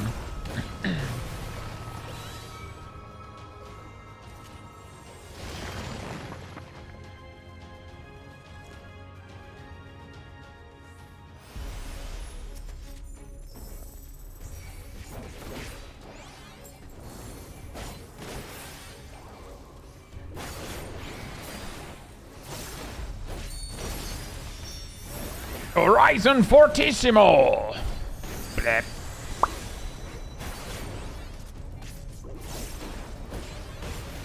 Divine Diminuendo!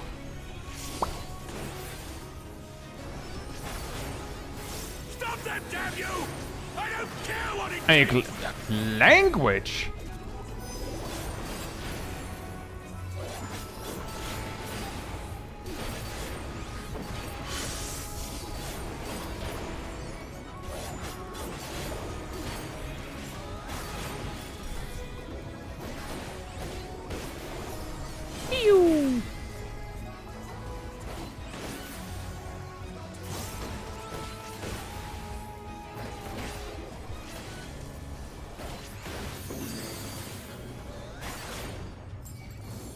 For some reason I thought the penance thing for a second was a raid wide. But it is in fact not. It's one of those abilities that it kinda doesn't do anything. Like a setup move.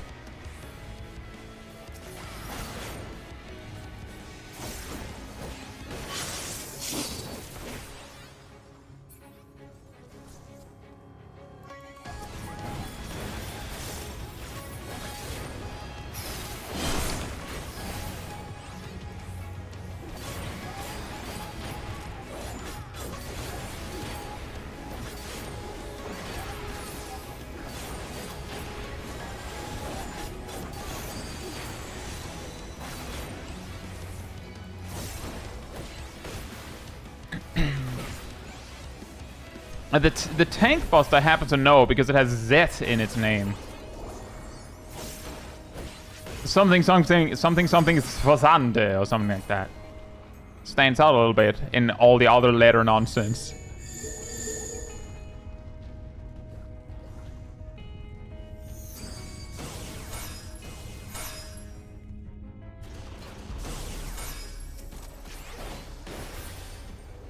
There it is.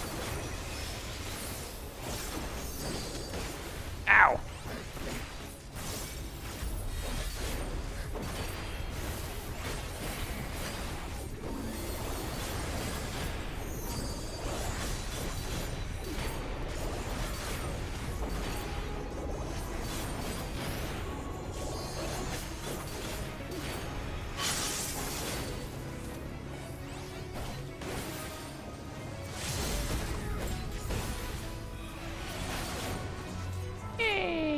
We did it!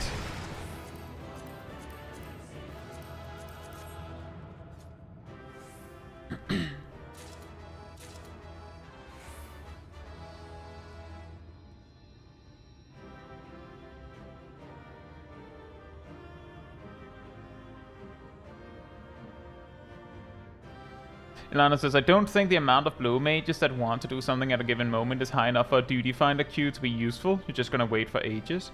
I think it would be something like that. I have a feeling that a lot of the content that you might want to do, might want to do, like, duty finder queues for Blue Mage with, will quickly run into, well, it's hard content. You don't really want to have some randos. You'd rather have, like, a pre-made. Like, a lot of the things that Blue Mages would want to queue for is content where it's, like, the same advice as for queuing extremes. Don't. Use party find, it's better. Like, don't because you might waste your time.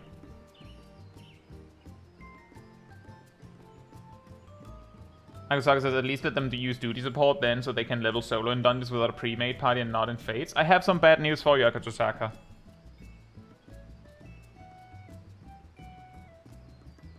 The way Blue Mages level fast is because they have a special XP modifier for random open world mobs.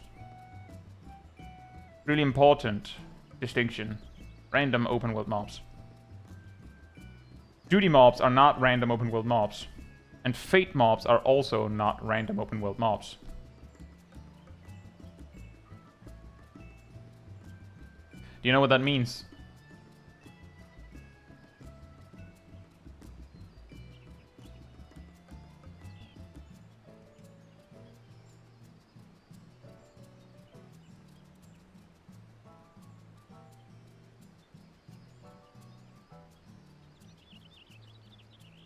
Blue Mages basically get the same amount of experience from a dungeon as a normal job does. And the same amount of experience from a fate that a normal job does. But if you kill a single random open world mob in appropriate levels... Nope. If you kill a single random open world mob as a Blue Mage, you get more experience than a whole fate. Like that. I don't know what to tell you, Akatozaka. Just straight up. I don't know what to tell you. No. Period.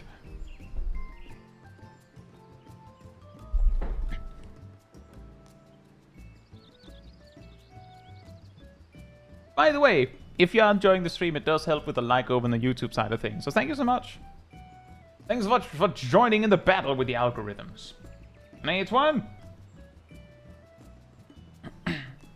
One says fates do help because the mobs outside of the fate can be accurate as you level down and you get XP that scales with your level. That's fair. But I'm pretty sure the XP scales with the mob.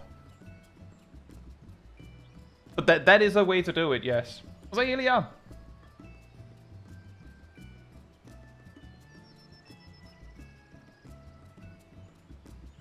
Yeah, the fastest way to level Blue Mage that has been for a while is to, as Shaq said, drag mobs over to specific mobs in in the Tempest that eat mobs you bring to them. And then you just get the XP for doing that. But I assume the intended way to level Blue Mage is to just fight open world mobs. Specifically open world mobs. It has to be random open world mobs. It can't be part of a quest, it can't be part of a fate, it can't be part of a dungeon. It has to be some random mob. When your Blue Mage teacher tells you to go and do some Tower of Deepcroft to get Mind Blast, he doesn't care that you don't get any experience for it, or not, or you get very little experience for it. That's your problem. But Mind Blast you do need. Blue Mage is really weird, but that is how it works. They, like, the way they get XP, like, they can get XP faster if they're, like, leveling normally, quote unquote, by going in a party with other Blue Mages. They might be able to level faster if everyone is bringing it, but then you might run into problems with mobs not spawning fast enough and things like that.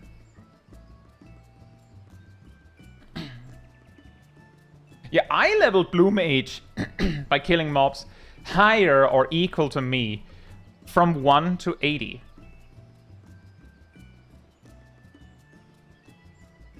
And also, as Illidan says, you can also just have a high level kill mobs you've tagged. That's also an option. Do we know how Beastmaster will level? Well, they've sold it as like a solo leveling experience.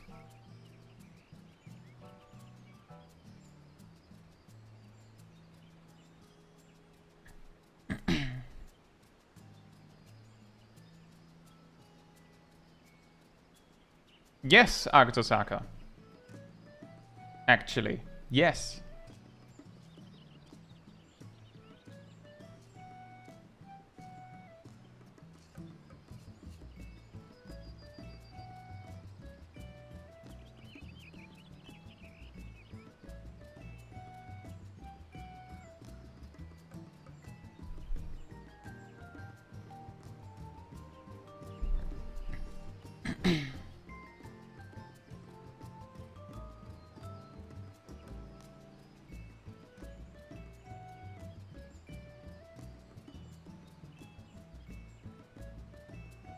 Like one thing is, as Breadbean Queen says, a single level 80 mob, if you're doing that cheese with Blue Mage, can level you supremely fast, as one mob can get you from 15 to like 30. But another thing is that just fighting mobs around your level will give you, like, even if it's just, like, it can be 10% or 20% HP, XP per mob. So 8 to 10 minutes doing a whole dungeon, or you just kill a couple mobs in La Nocia. And basically what I'm saying, Akatosaka, is you going, how is open world really faster? Either demonstrates that you haven't tried leveling Blue Mage, you don't remember leveling Blue Mage, or you didn't pay attention when you leveled Blue Mage. Or maybe you leveled Blue Mage by doing dungeons, and you were very confused why it was taking so long when others were already done, and you assumed that it was because they were cheesing. You can get...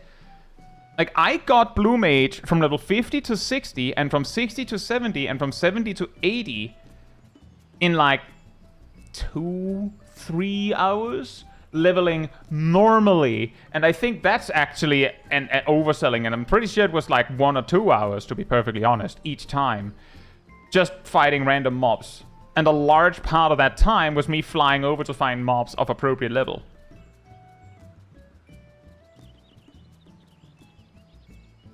And yeah, like, Blue Mage can often, like, punch way above its own weight. It's just that there's no need to a lot of the time. Like, when I was, like, level 20 something, I picked up 1,000 needles, ran over to, like, level 30 plus marbles, used Acorn, because we didn't have sleep as Blue Mage back then. Used Acorn to sleep them, run up to them, used 1,000 needles. And if they didn't die, I just used sleep again. And then cast 1,000 needles again. But yeah, Blue Mage has like an enormous XP multiplier for open world mobs. Specifically to incentivize you to level by fighting open world mobs. That's how it works.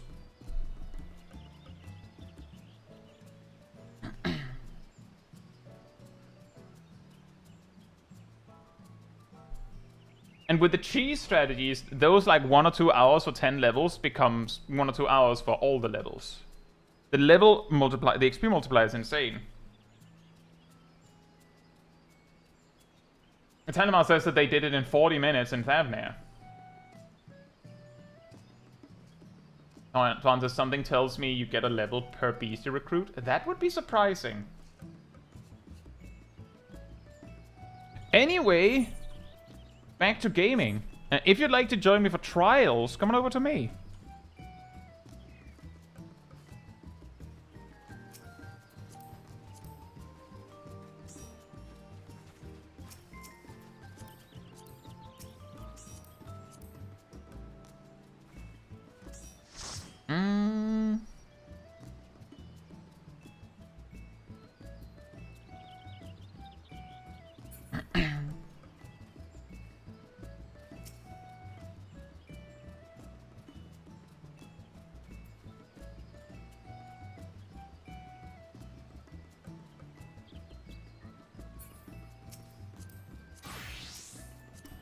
Such listing.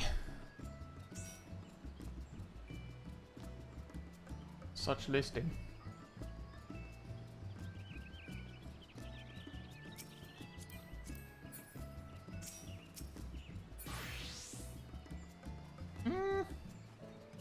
This always happens. I can't bring everyone.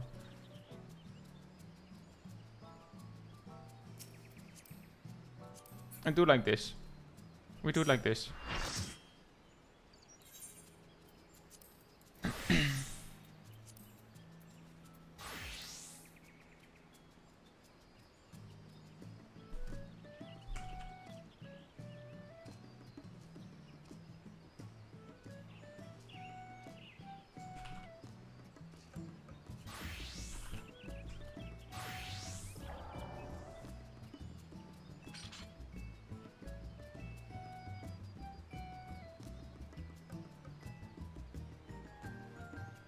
You pick first, Aldemar.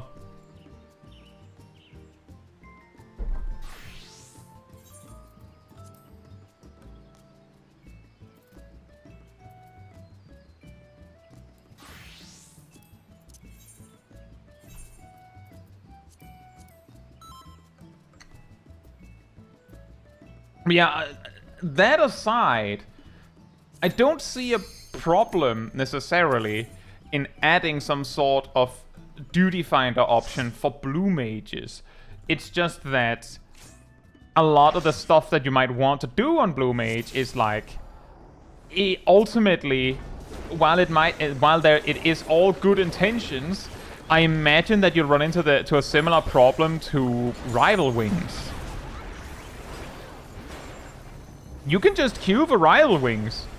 But if you're not queuing at the exact time where other people are queuing, then it's not popping. Like, it's just not popping.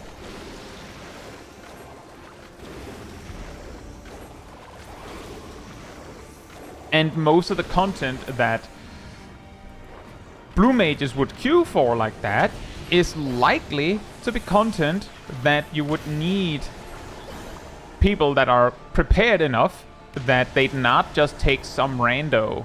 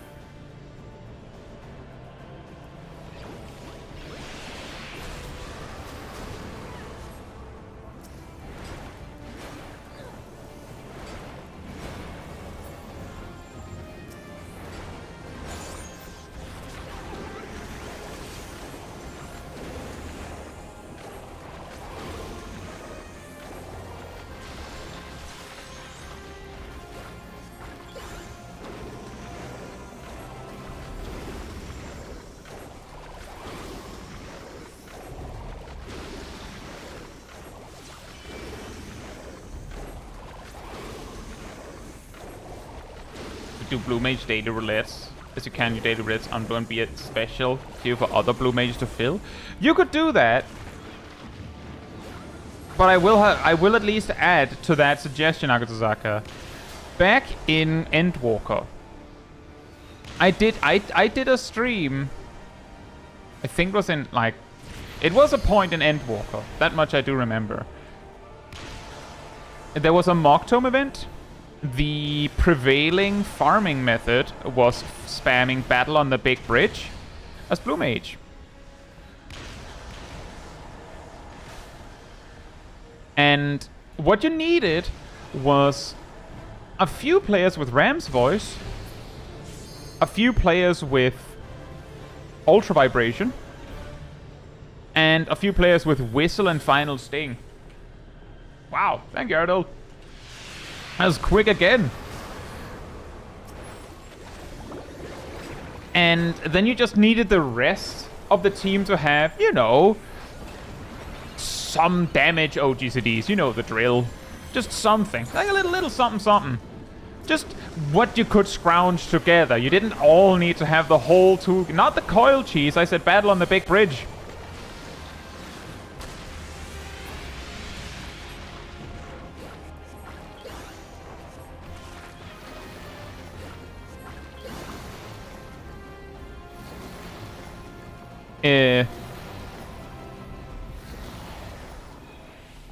And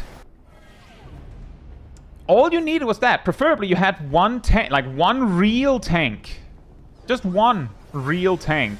And then the rest could be Blue Mages. And the reason why you wanted one real tank is because it made it a lot easier to set up and, you know, beat the fight without, like, the tank guy being just completely overwhelmed before they could set up.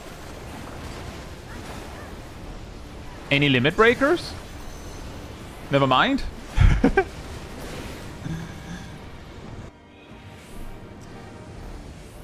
But what I'm mentioning this for is that despite the requirement being as simple as it's okay, we have other people that have the mandatory, like slightly more difficult to get buttons. You just need Final Sting, and then a few and then just like an attack, and you're good. Being the only requirement. More than once in that specific stream, I had a rando join the team as Blue Mage, be asked, do you have... Did you make sure to put on Final Sting? Make sure you do have Final Sting, right? They said yes and yes. We go into the duty. The boss doesn't die because, well, everyone used Final Sting. Everyone that could. And the boss is still alive. And then player 8, who swore on their heart, yes, I do have Final Sting, went, oh, you meant like that. Oh, yeah, then I don't have it. Like, what do you mean? What do you mean? Like, we asked because we wanted you to use it. What do you think? Which is to say, unless this random daily roulette system has some sort of requirement that, oh, in addition to level, a Blue Mage doing their dailies needs to have at least so many spells for this level of duty and so many spells for this level of duty, you would probably run into like random matchmaking where you're like, why does no one else have spells? Why is everyone else just using water cannon? Because like the game might not have anything to like actually verify that people actually have the tools for the job. You land in a trial, and both of your designated healer Blue Mages don't have healer Ethereal Mimicry. In fact, they don't have Mimicry at all. But won't it be kind of like getting unlucky and getting a person that doesn't press their mids in normal roulette? No, it wouldn't, Akutsusaka. It would be like getting a player that can't actually play at all. Imagine you land in a duty and one of your players is a fisher. Except they replaced your healer or your tank. That's what it would be kind of like.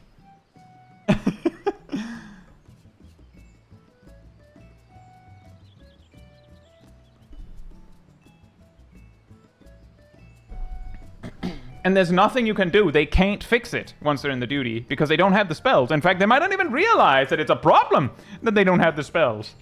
Because that's the thing. in that situation was like, what do you mean you don't have Violent Sting? They were like, oh, I didn't think it would matter. Not realizing that there was a reason why the party finder listing said 7 Blue Mages.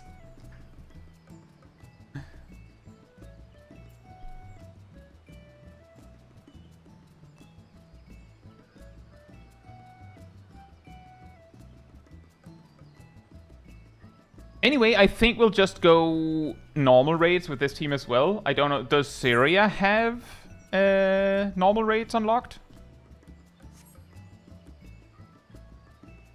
Hey, Walter! It's going alright.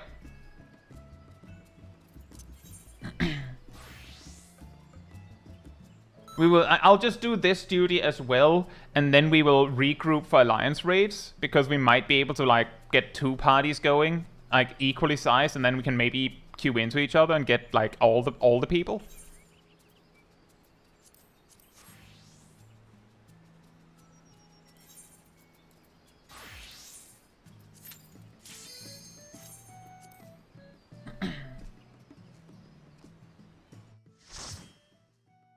But yeah, basically, Akutosaka, my experience with this tells me that the bar for bad Blue Mage is a lot lower than, or rather, like a lot like unacceptable Blue Mage, but also present existing Blue Mage that would possibly queue for stuff is a lot lower than what you'd see for a normal job.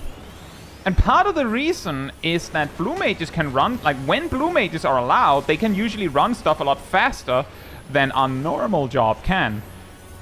Which means, for instance, if you just want your tombstones or whatever, the fastest way to do that would basically always be Blue Mage.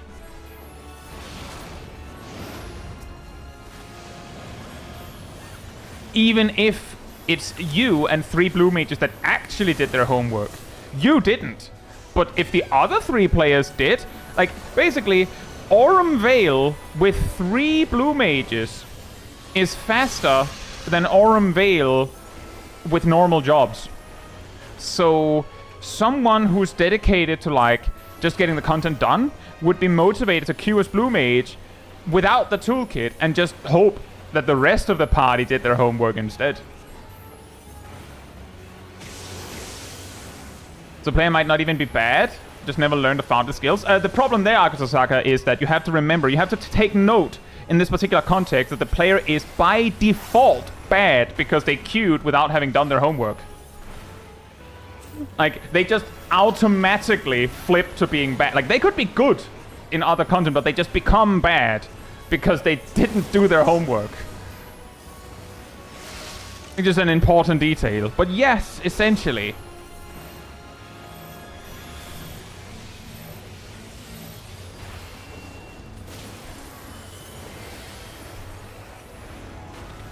Are you planning on doing heavyweight normal raids today too?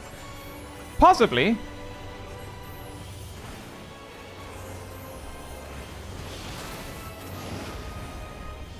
I think it might depend a little bit. Who knows? Maybe we get, like, I don't know, a near raid. Can't do my homework, the dog ate my PC. Well, something ate your PC, Bobamet. I think it was fate. Something in the universe decided that you can't do your homework.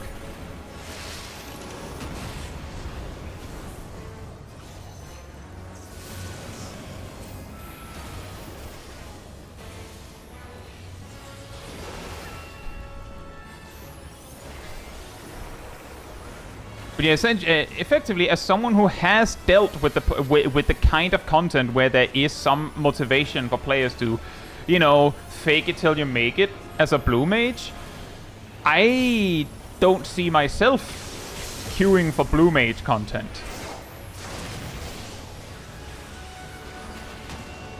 Because I'm expecting that kind of behavior of, I'm sure it'll be fine. It was, in fact, not fine. Good luck, Zaf! Cat says, imagine entering a duty and your tank is a marauder, but he doesn't even have tank stance and only uses heavy swing. That basically, yeah. if you could queue for Blue Mage content like that, the possibility is way beyond an underprepared tank or a healer. You could have a healer that only has water cannon, which is like a healer that only has stone. You could have a tank that only has water cannon, which is essentially like a tank that only has stone. You could have a DPS that has everything, but they can't do it alone. Because I imagine that the way that it would work is that you'd have to choose what role you're queuing for, right? But you'd probably land in duty faster if you chose tank.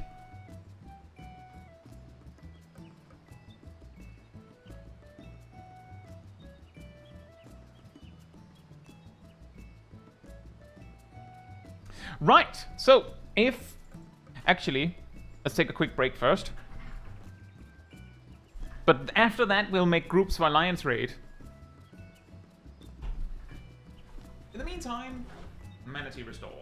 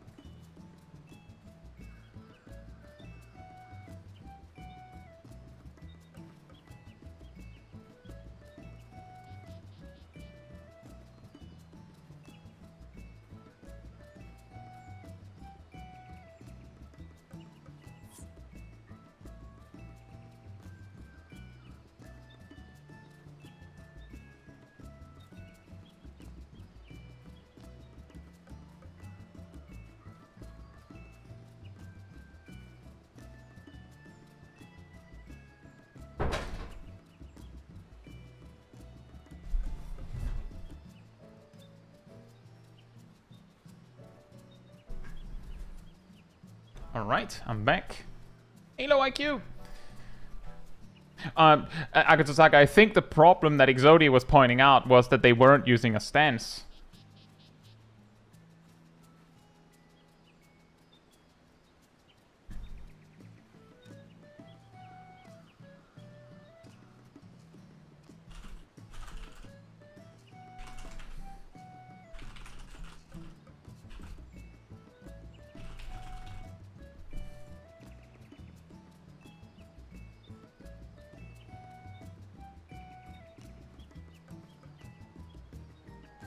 You're right.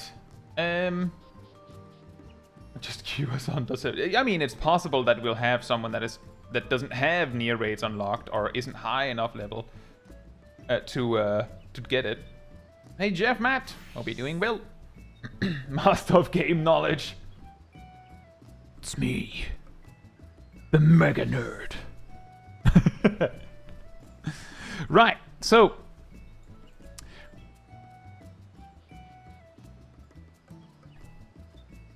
Just making sure in case there was an ad in the way. I hope you're doing well, Jeff Matt. If you'd like to join for Alliance Raids, come on over to me. I'll be over here.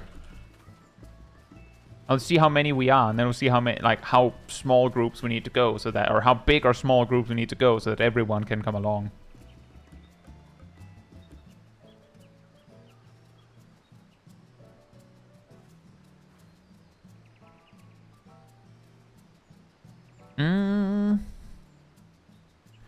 One, two, 3, 4, 5, 6, 7, 8, 9. Is Fukro and Naomi coming as well, or no?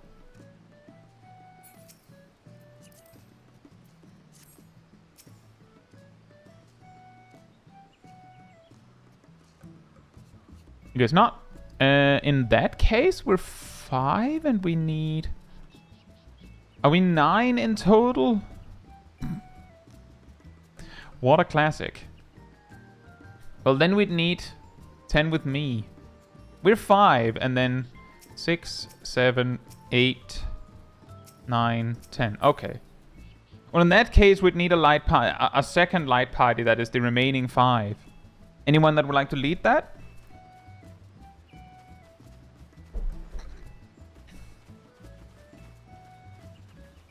You know, it is really difficult to count to 10 without saying that, Jeff Matt.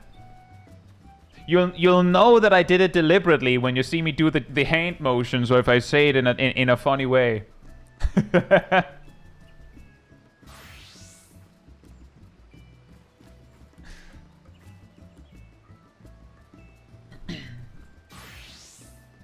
That's when you'll know.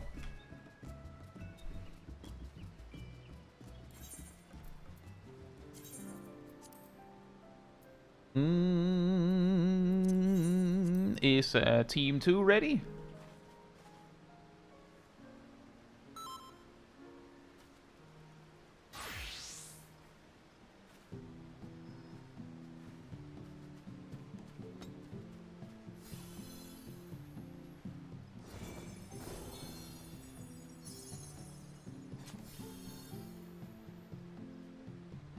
I hope so.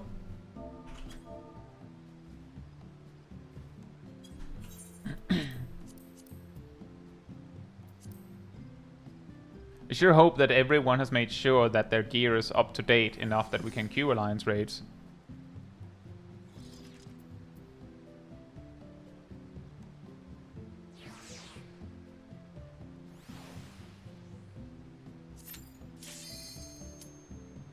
Well, insta-pop is usually not a good sign for our queue aligning.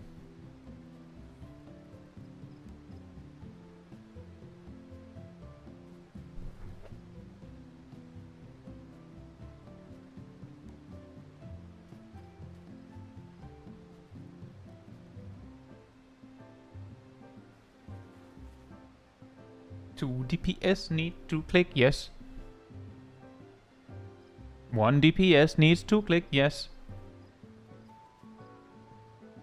We might get scammed by one person not being at the table.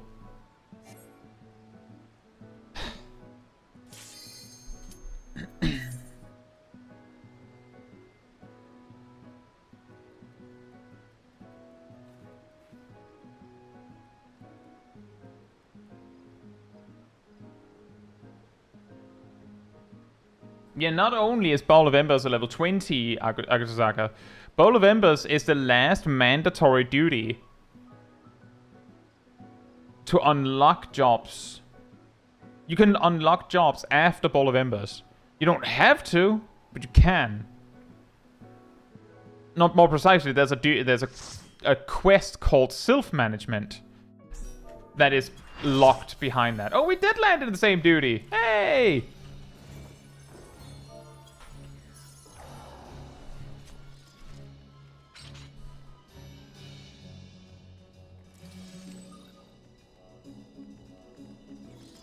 Agutsusaga, I think it was more that they said I had a no stance insert the job that they were. They could have said no stance warrior, but it wasn't a warrior.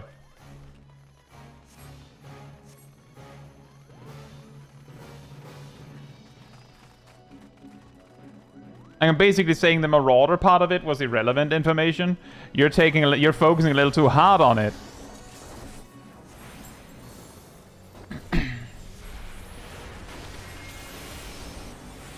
It's just mentioning that, by the way, they were wearing a red shirt.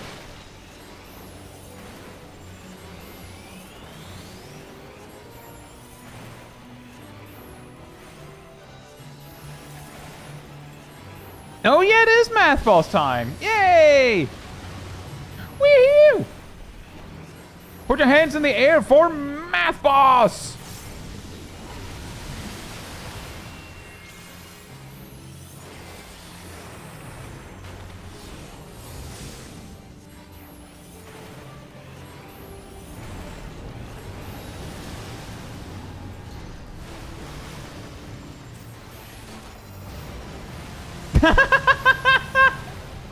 Yes!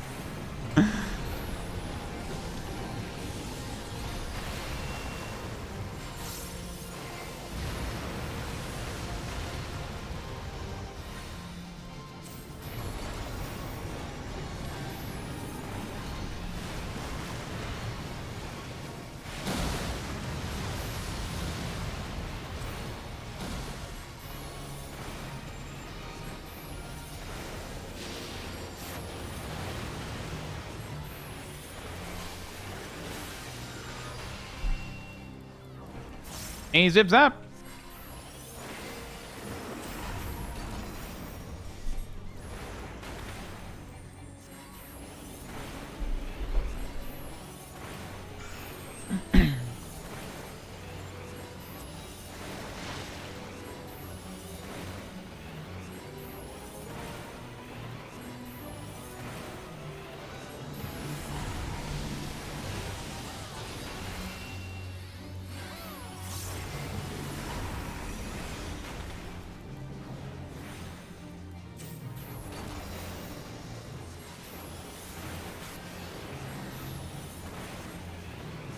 A self-proclaimed physics major in Ridorana who said they didn't understand the math mechanic.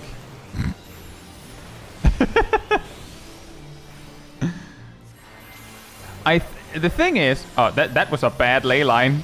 Maybe. Oh yes, never punished.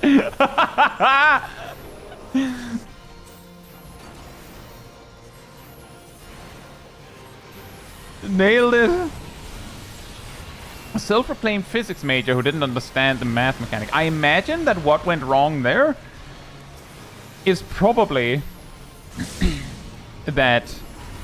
Well, one thing is that it's possible that they don't actually understand the, like, that kind of math at a fundamental level, which, concerning, if that's what they decided to do with their life...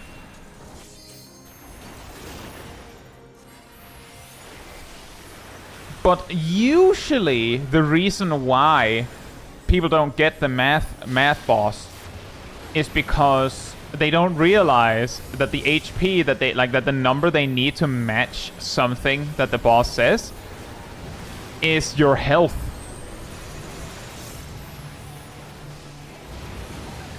Ah! I trusted you. I stayed for our friendship, Doritos, and I was the one who was punished.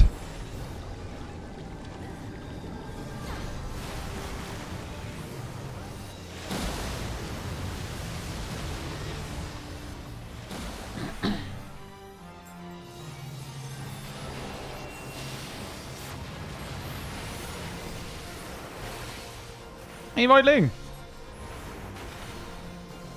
Yeah, the thing that usually gets people on the math boss is that they don't realize that it's your health that needs to be matched to whatever the boss is saying.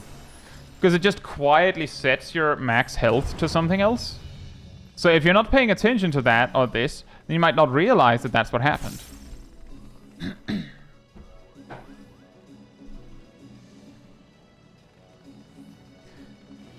That's usually what gets people. Now, a whole different possibility is... So when I... this is a... I know, you should probably know these things at a lower level.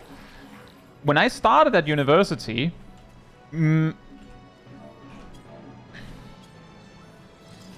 The first semester, we had a course called something like Mathematical Methods, which we had with the computer scientists as well.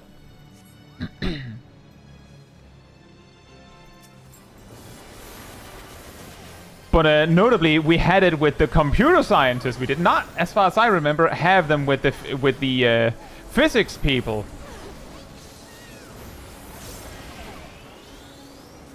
So maybe.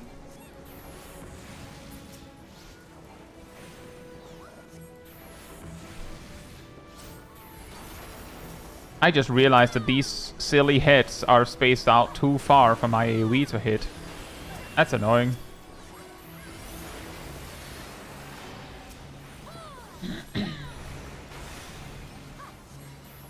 Sarah says, I can never remember if it's additive or subtractive. What is additive or subtractive?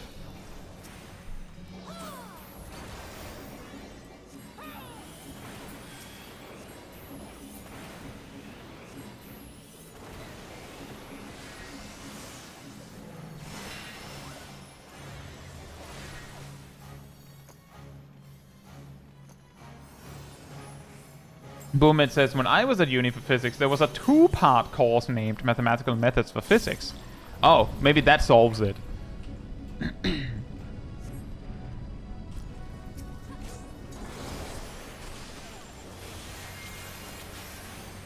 It's all in good fun. The circles you stand in to get the right number. They're additive. Your health is set to a single-digit number, so any number between 1 and 9. And the question that is asked is set your health to something divisible by 3, 4, 5. And... Or, of course, set it to a prime number.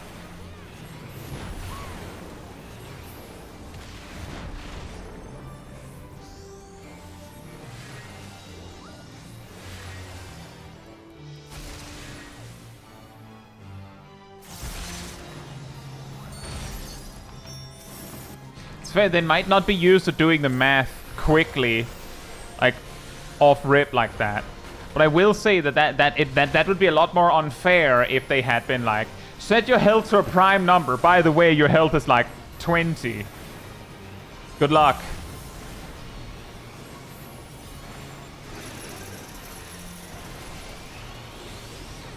Like they are down at a number where it is actually relatively possible if you know what a prime number is.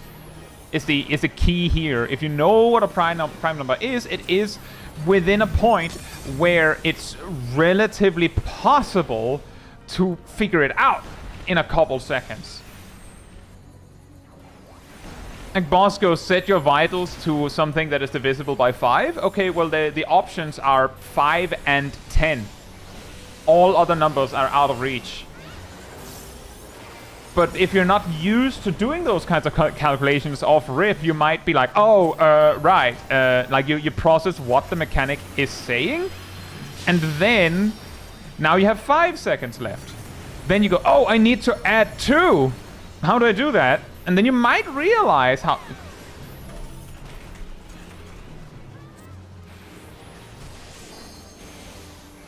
you might realize eventually, like, oh, it's the platforms.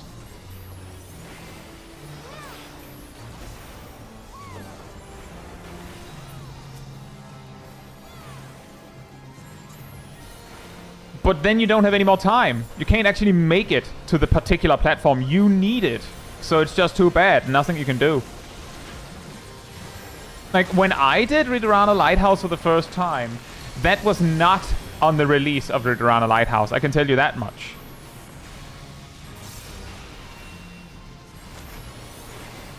But when I did it, I knew from... So I was in a free company back then. Big shock. And some of our... Uh-oh. That wasn't me.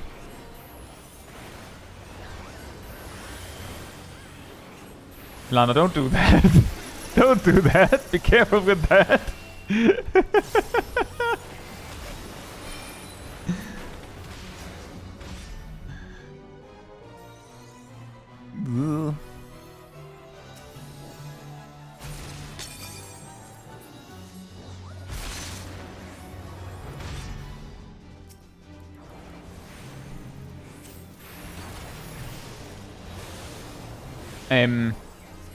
What was I saying?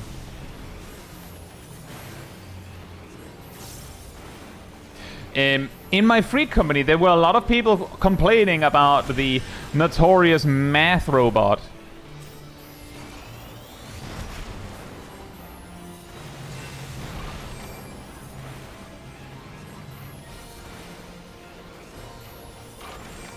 So I kinda knew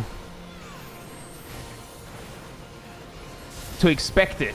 Now, I didn't exactly know why he was so notorious, right? But I knew that there was something with a math robot. So the moment that he, you know, was saying something about set your vitals to something, I was ready. I was looking everywhere for where the number was.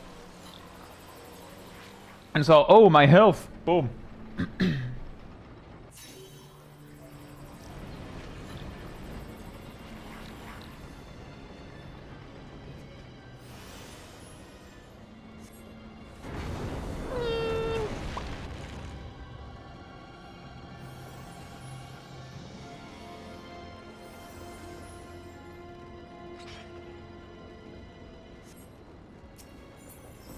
But the positive or negative, depending on how you look at it, is that nowadays a lot of parties have enough damage to skip the part where it's like, set your vitals to a prime number. So you might not even have to deal with it in the first place.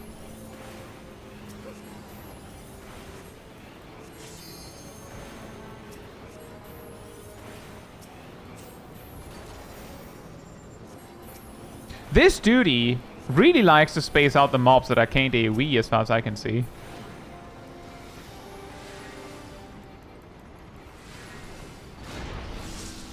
Set your vitals to the 3rd digit of pi, specifically.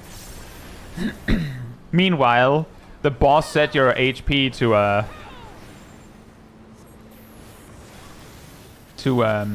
9.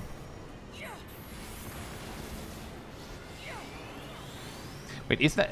What is the 3rd digit of pi? Now I forgot. For some reason I thought we were still in primes while I read you saying pi.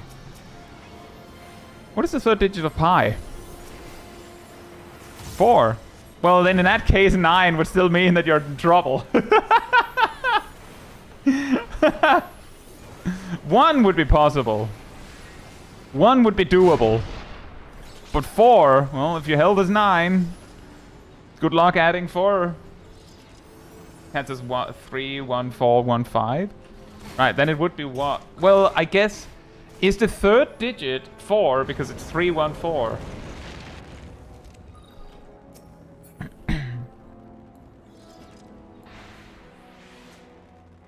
Here he comes, guys! It's your boy, the Dancing Menace. Coming in at like 3 tons at least. And a calculator. It's Construct 7!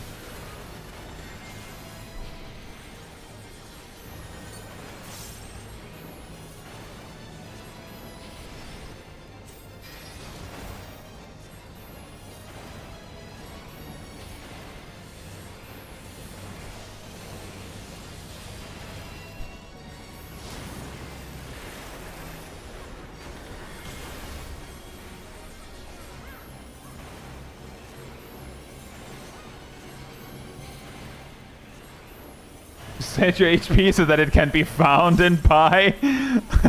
Oops. I accidentally AoE thundered.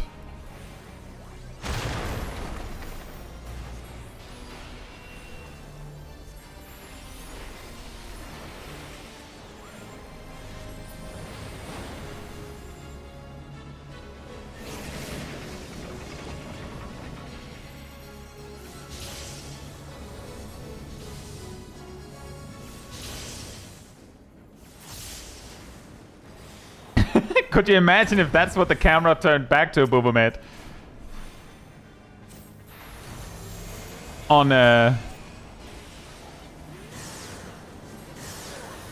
On Seed of Sacrifice, instead of him standing there menacingly like, it's over. You just come out to the Warrior of Light just doing the boogie. Just, whoa, woo. It's like, what? Music playing?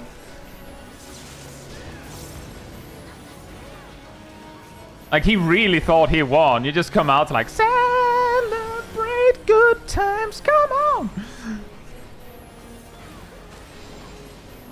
And just record scratch, he's back, like, you're back? Oh.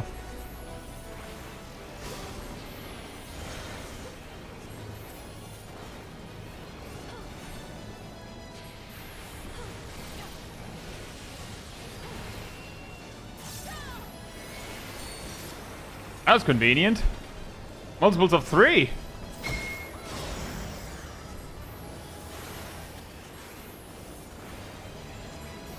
Multiples of 5. Man, now I have to run. Man, but my ley lines. I should have known. I did it!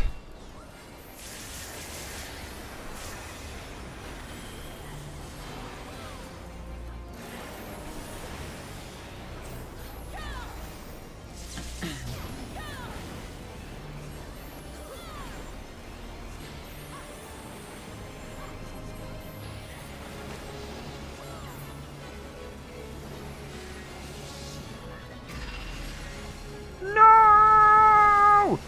No!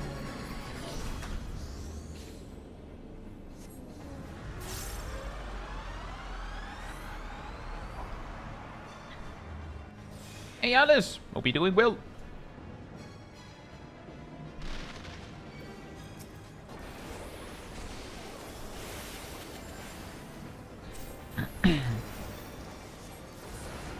Someone's trying to beat Emerald with Pi? What does that mean?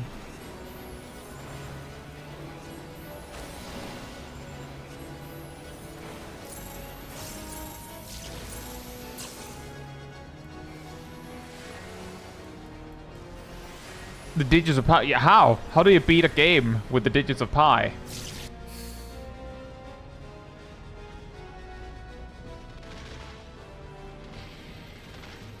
Like, do the levels have to match or something?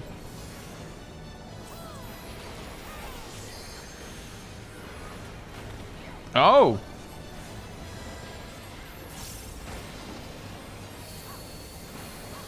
Have a good evening, Mistle!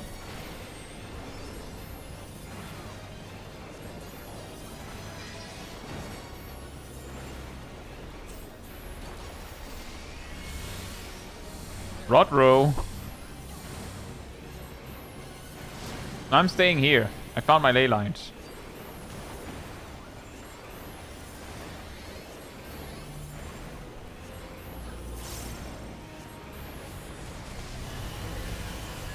Okay, I'll vacate my ley lines for that.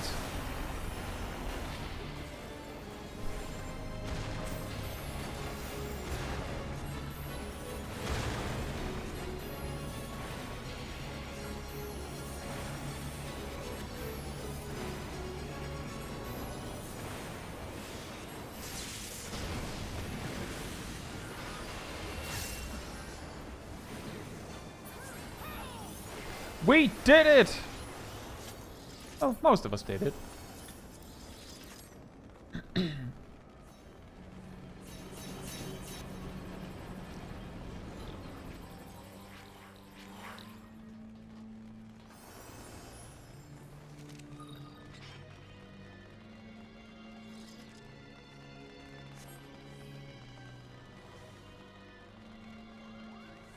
Someone sent a math spreadsheet in Alliance chat.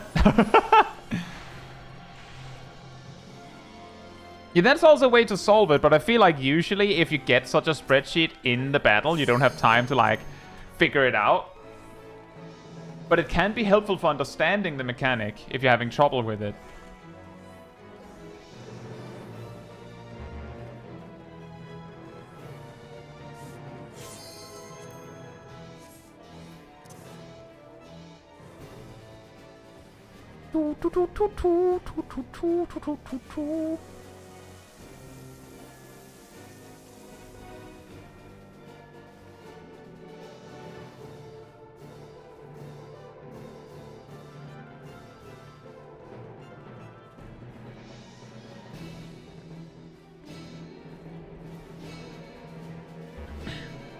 You're right, Bonnie. He should have had way more confusing mechanics.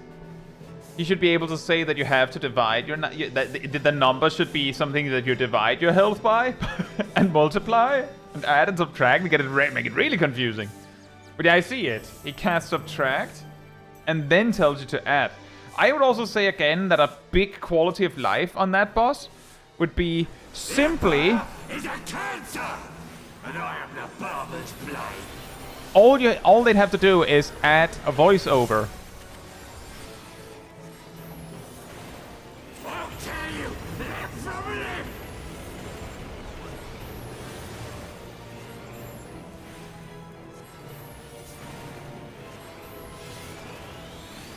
Like, if there was just a voice that said, you know, said your vitals and all that, it might help.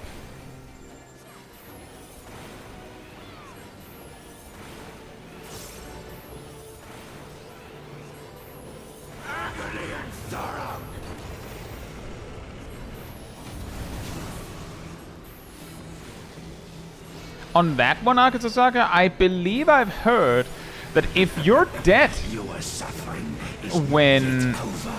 when Construct 7 casts the thing that sets your HP and then get rest during the mechanic, you won't get your health reduced, but you will still be asked to participate in the mechanic, supposedly. And the question then is, does the game check whether your health aligns with you know, a prime number, or is it checking for specific ones? Like, is it actually coded to check for various prime numbers, or did they just check for the specific ones that they know normally should be realistically available?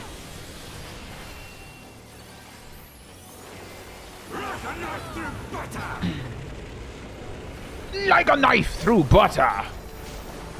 Also, just bonus detail to that, me saying it would be nice if you had voiceover. Meanwhile, Yasmat uses the voiceover very effectively. Ow.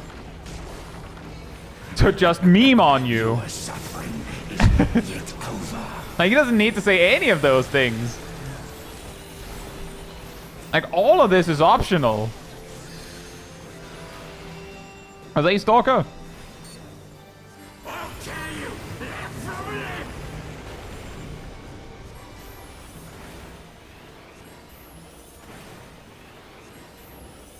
Escape this! You can ignore the mechanic. Ah, okay. So if you don't get the health reduction, then it doesn't check at all. Ah, okay.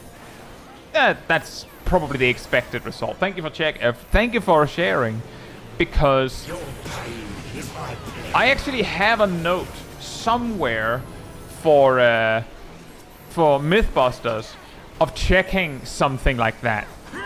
And my conclusion was it's too convoluted to set that up to begin with. So I just haven't.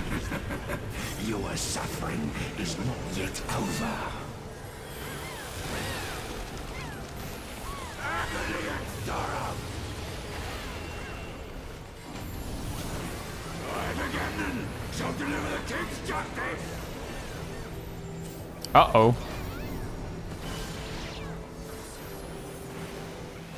I could hear the stack marker, but because of this guy's big booty, I couldn't see it.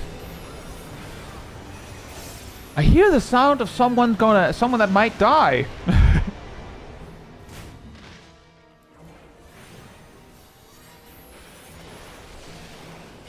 You will pay for what you have done. With blood! With blood!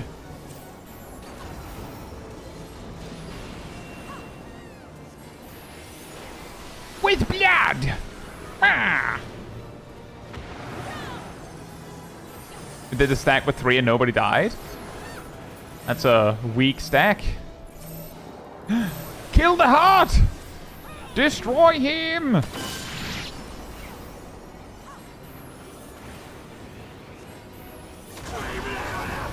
want to remember this! I want to remember this! Ah! My wounds. This is far from finished, Guardians! Enough! Enough! Rock a knife through butter!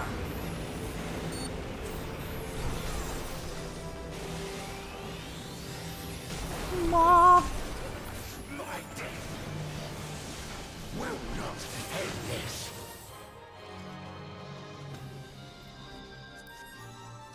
Like a knife through butter!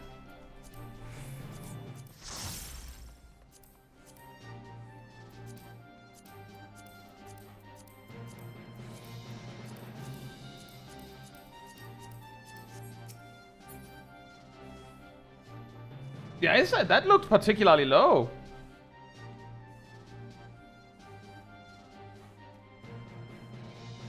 It's not surprising that if you miss the mechanic that does the setup, that they just don't check.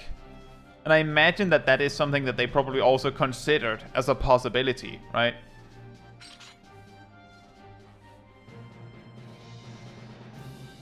Because if it's still checked, it would be really, really shenanigans if it's like, yeah, but you said multiples of 3. And my health was actually multiples of 3. So why did I get hit?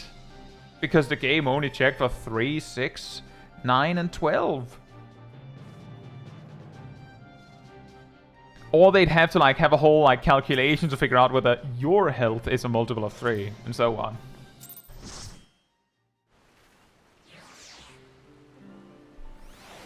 If it did check, since the revivers are good for 1 minute, you could simply wait to skip the mechanic. Yeah, exactly. The alternative would be skip the mechanic, but if the mechanic is set your health to a multiple of 3, then if it didn't work and you get punished because your health is, I don't know, 100, I don't know, 14,005 or whatever. Something like that. Even if you made sure that it was a multiple of 3. I don't know if 14,005 is a multiple of 3 off the top of my head. Is it? I'm guessing it's not. It's not. Then it would feel a little bit shenanigans, right? Better that it just doesn't check. It's not hard for modern computers. No, absolutely true, Bunny. I would just say that based on the kind of things that 14 doesn't do or does in a weird way to save resources, it wouldn't shock me in the slightest if that's the reason why they chose to do it in a specific way and not in a different way.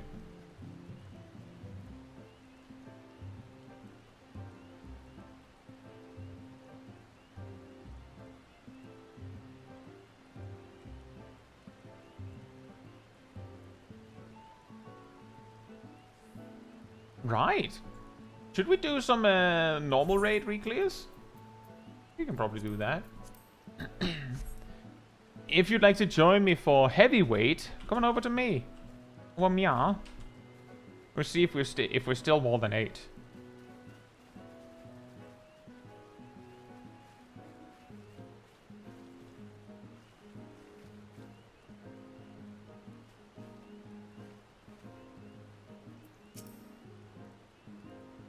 I'll do this.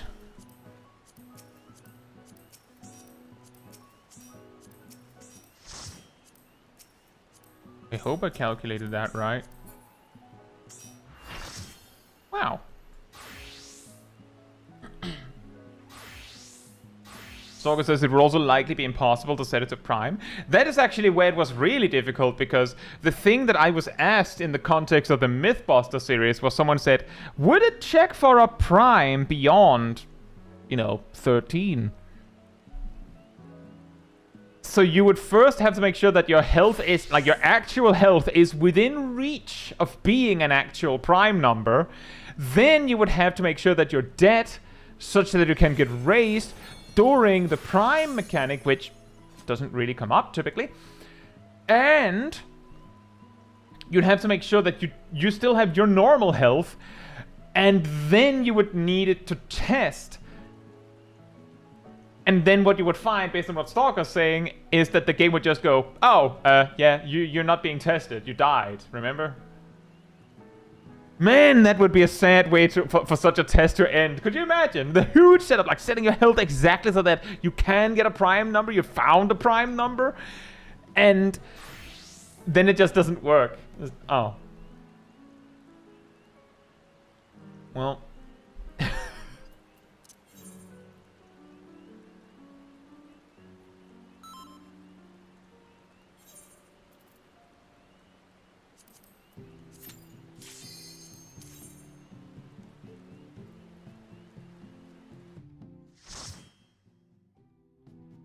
Imagine who would do such a thing. Now that I know that it wouldn't work, I might have like a little, I don't have this, right? Hypothetically, I might go like, uh-oh. I might just mention that it isn't possible. Will the challenger fall prey to the cruel mistress?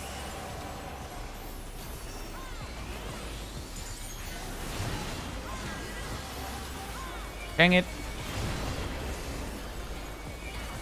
Civ, remember to not face the boss sideways like that.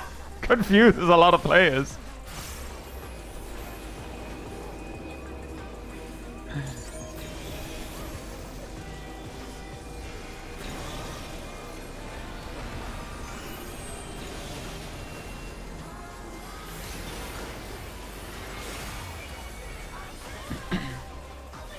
Could maybe consider testing in Boja Fate to avoid player count necessity.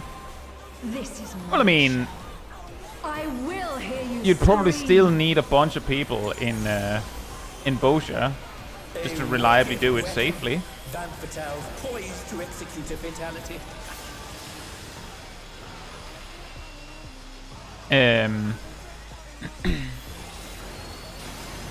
But in Lighthouse, you'd probably be able to do it, like to be able to do the conduct the test with like 4 or 5 players. Like you don't need to speedrun it. You don't need to. It's not really like a hard test, like a hard DPS test of some sort. You just have to do it. In fact, having less damage would make it easier.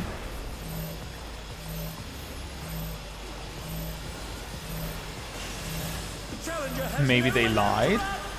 I don't feel like Stalker has any reason to lie about that. But I mean, it would not be the first time that someone like with like completely well-meaning is like, I remember it playing out like this, and then it just didn't.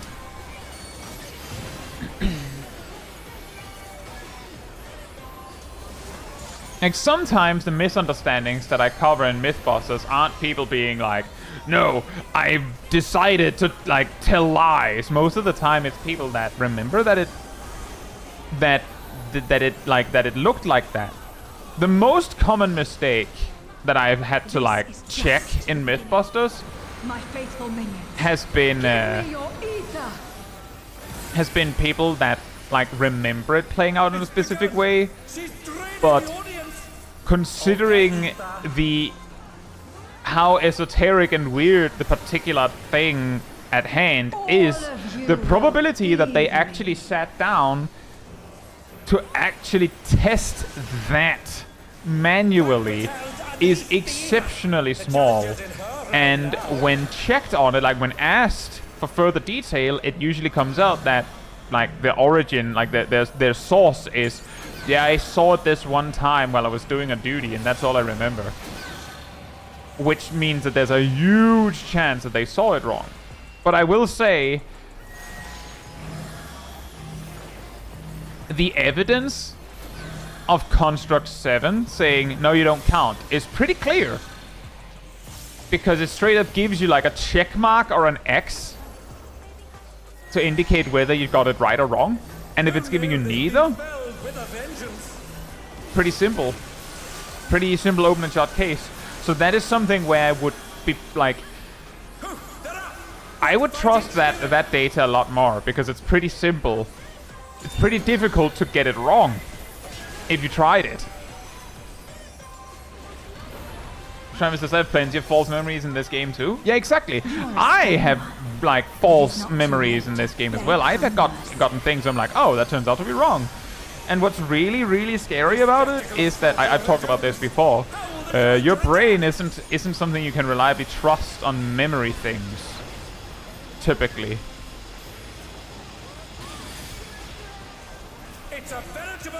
We've talked about that before. The long and the short of it being that if you think about it hard enough and convince yourself hard enough, I can't take that one, I don't think. Never mind. I did a lot less damage than I expected. If you think about it hard enough, you can probably imagine Dark Knight having a dot to apply in Stormblood. If you remember Dark Knight having a dot to apply ever. then you might be able to convince, like, to think hard enough to imagine an image of Dark Knight having Scourge, its weapon skill that applies a I dot have never known. in More. Stormblood, I need more even though it was ether. removed with Stormblood.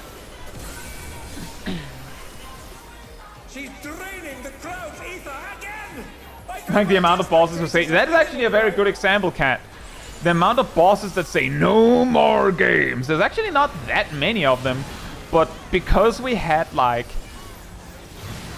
I think there was a boss in the first tier of Dawntrail that said it, and then there was also Byakko, and then Zelania says it as well. Like, it was just enough back to back that it gave this feeling of like, why does everyone say that? How will this end? Isn't Salted Earth a dot? No, it is not.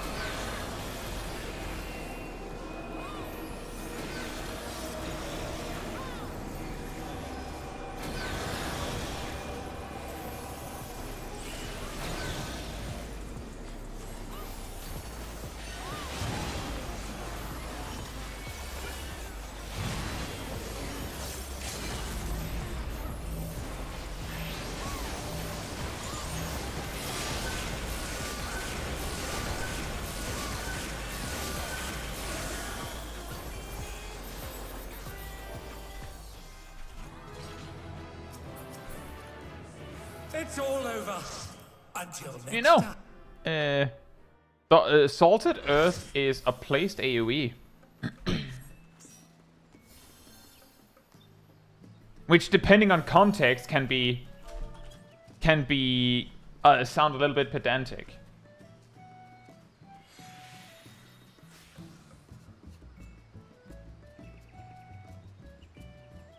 It deals damage over time, Agatosaka. It deals damage over time in an area.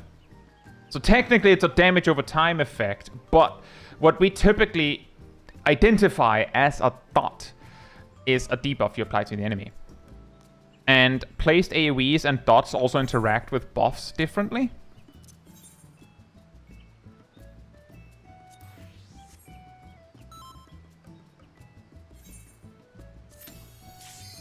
But fair enough. By that account, it is a dot.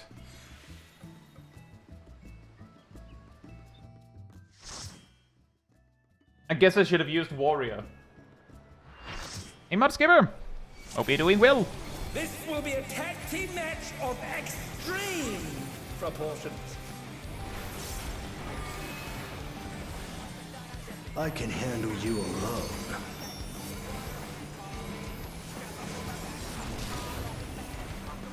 My word, such scorn for the challenger.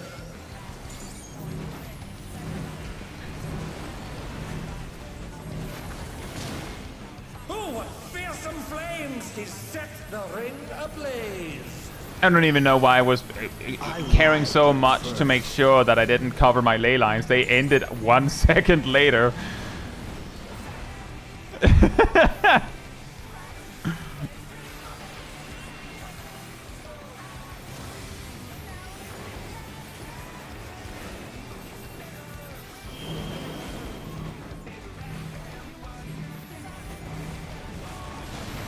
The flames are spreading. At this rate, the challenger will be trapped.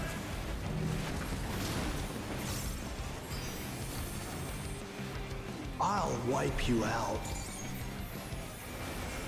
I'll wipe you out. Hey, save some fun for me. Deep Blue's lost his cool. He's tagging in.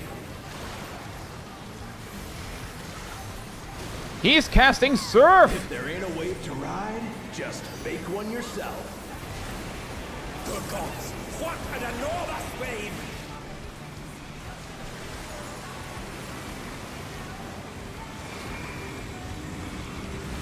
Whee! My thunder missed because it was mid-air when he jumped. Oof. It's okay, I have another one. Take this. Dance out of the way unharmed. Unbelievable.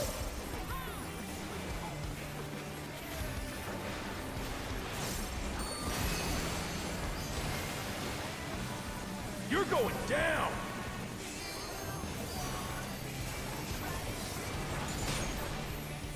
Ah, what a drag.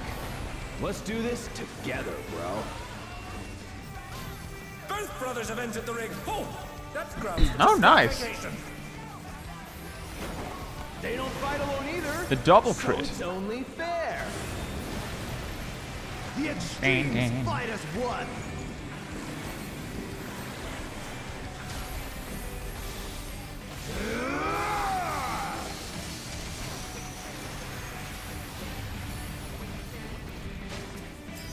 It seems the referee is allowing it. It's double trouble for the challenger. We're just getting started.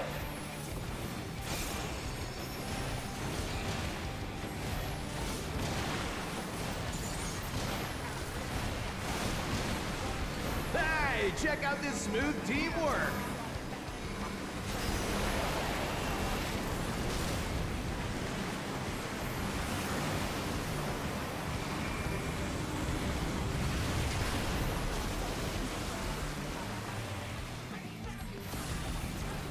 The brothers have triggered a fusion explosion.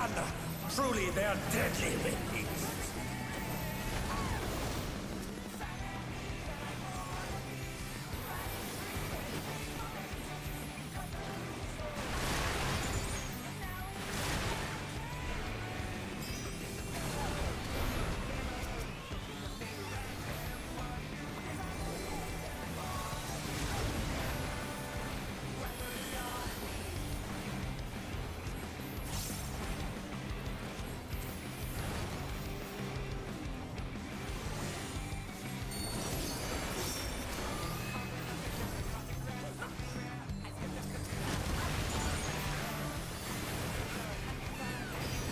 I've been saving this trick just for you.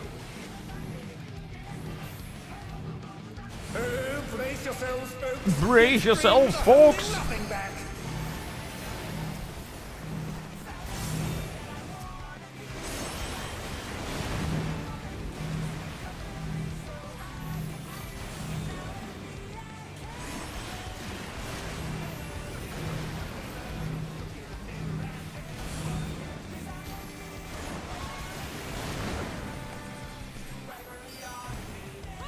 This is weirdly disorienting. When the actual markers appear, or telegraphs for their attacks, as they spin around the arena. Bet you've never seen Feels anything like this Doom gnarly. Train.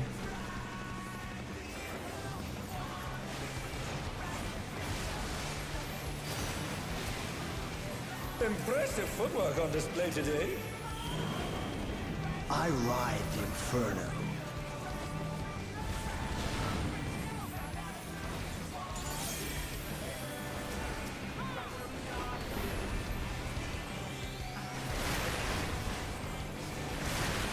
Oh, that's a lot of explosions.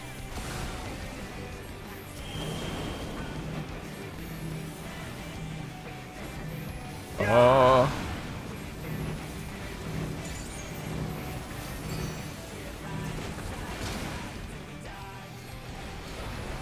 You're going down.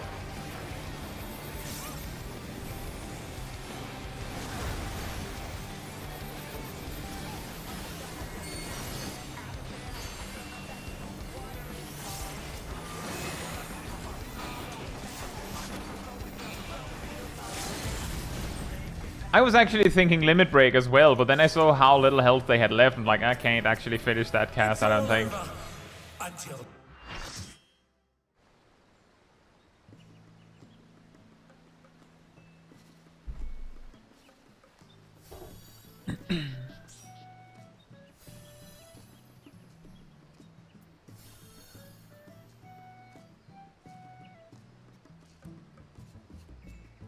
I do feel like on normal they're much more frequently unable to move. Because that probably affects how often you can make them kiss.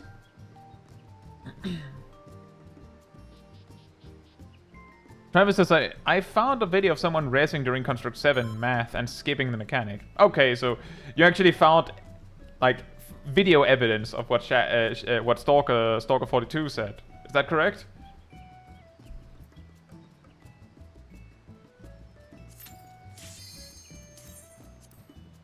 Fantastic.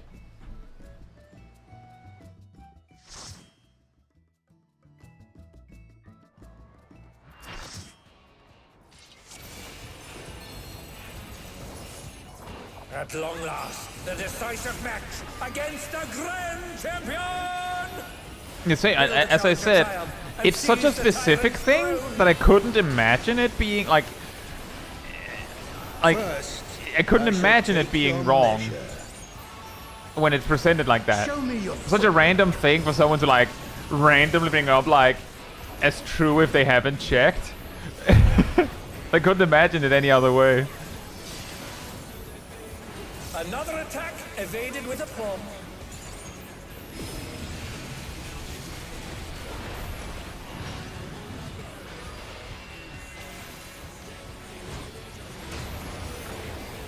Ooh, not even I feel like it could be edited. How about this? The greatest conspiracy of all time, guys. What is Construct 7's math mechanic skippable?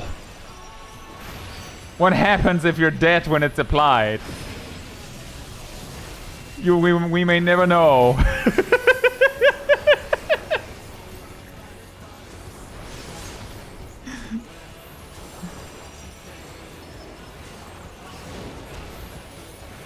Behold, the essence of martial mastery.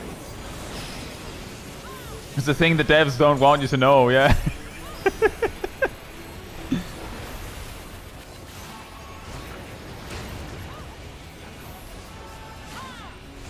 This interesting question, Akatsuka. I would say maybe a few years ago that would have been the case. Nowadays, Black Mage is actually very, very mobile to the point that if you've learned to fight as Black Mage, you might not be able to use. You will probably not be able to use the mobility you did as Black Mage on a different job, because you might have planned around the insane mobility that Black Mage has. Like there are jobs that are significantly less that are significantly less flashy in their mobility compared to Black Mage nowadays. So, not necessarily. It's been a long time since I've enjoyed myself. But if you're like comparing it to something like a ranged physical, then you would definitely have an easier time on them compared to Black Mage.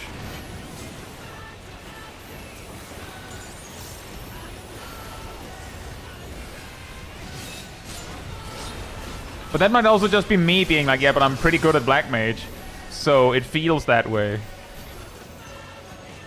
And that is a possibility. Oh, it's tyranny time, folks. He knows no mercy, and he's never tasted defeat. Maybe if you're like Black Mage at a lower level, where you don't have very much mobility, then it would match a lot better. Because like, yeah, you don't have a lot of options for mobility. So if you find a way to make it work, then that way will work on any job.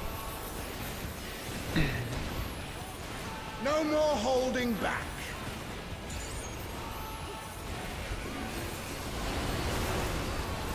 Prepare yourself. Prepare yourself. Warrior. Prepare. I beg your pardon? What is he going to do with all those weapons?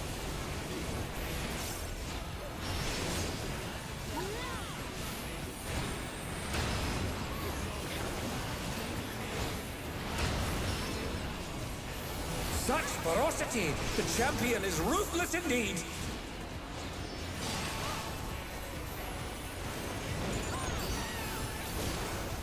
My reign is absolute. I will not lose. The tyrant altered his form. He looks even more tyrannical than before. He is the one and only.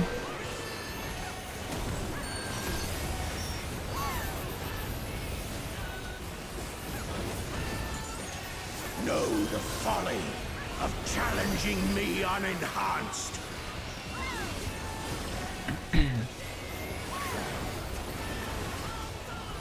Oh. I'll join you. Just for the sake of it. Ow.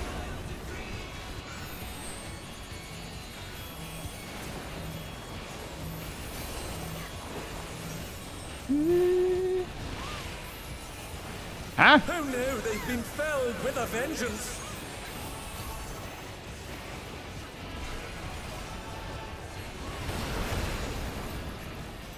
Oh, they're up! What fighting spirit!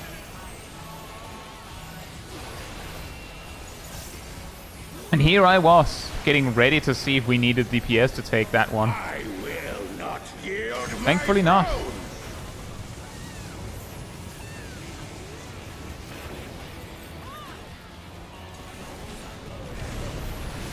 What a display of power! He's unleashed the full might of the behemoth!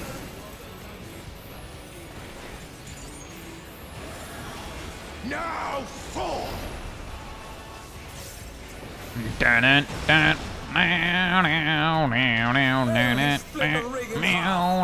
Going to need urgent repairs. Uh-oh.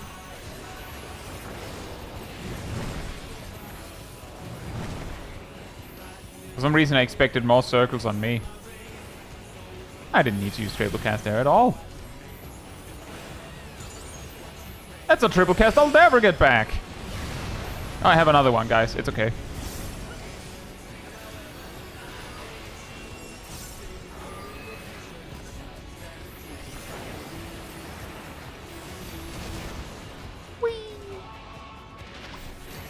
Uh-oh.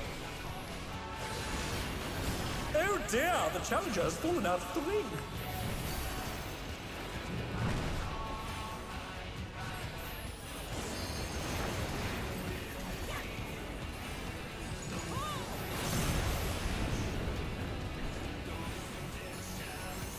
Try this.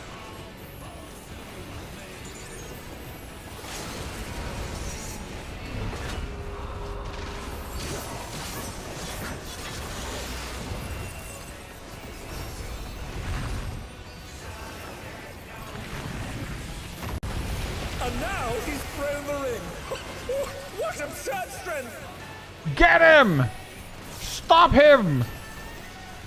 Don't let him use a raid wide! Shall presently be restored. It's all over. Until next time. And now we have the last one.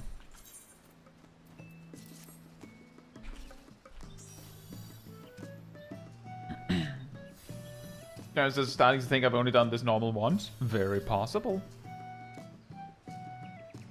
Very possible.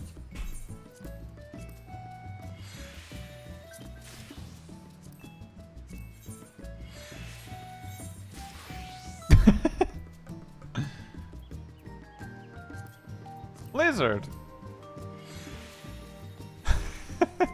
Fantastic.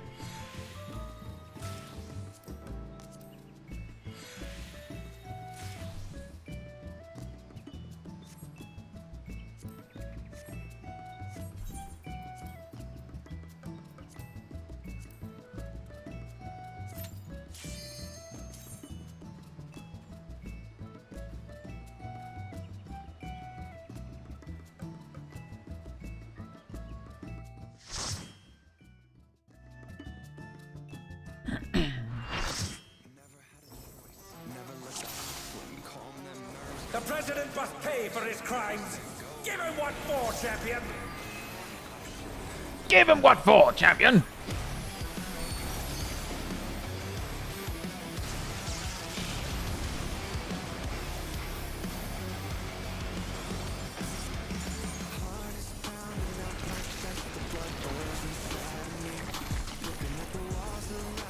His arm has a life of its own.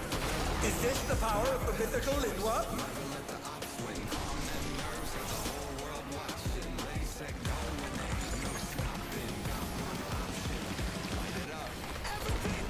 His arm is slithering out. Oh, that's disgusting.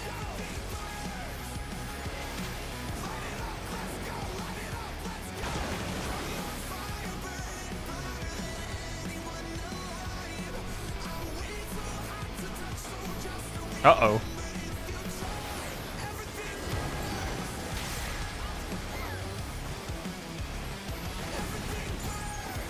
Watch out! That is one cruel coil.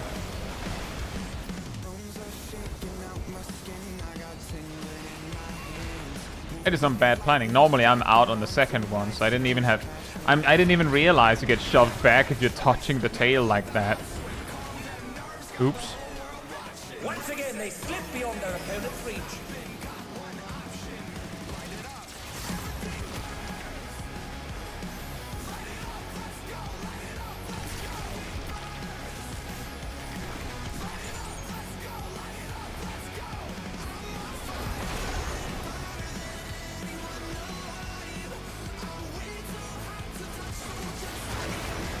I'm Savage getting hit by the rotation gives damage down too. Of course it does. It's Savage. Ah. A bone stack. Nope. Oops. All damage down. Another attack evaded with a palm.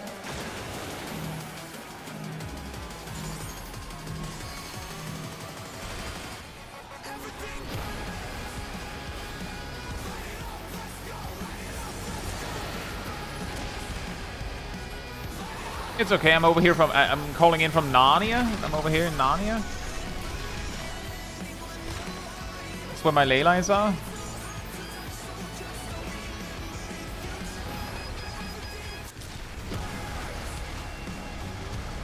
His arms are snaking round the ring. What's he planning?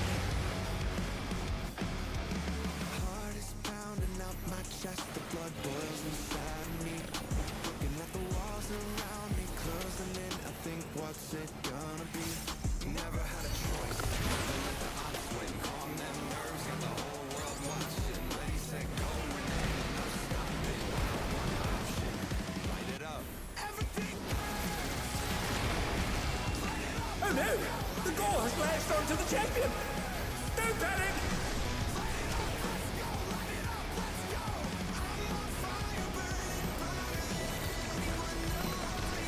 Nail it! Made it! No problem!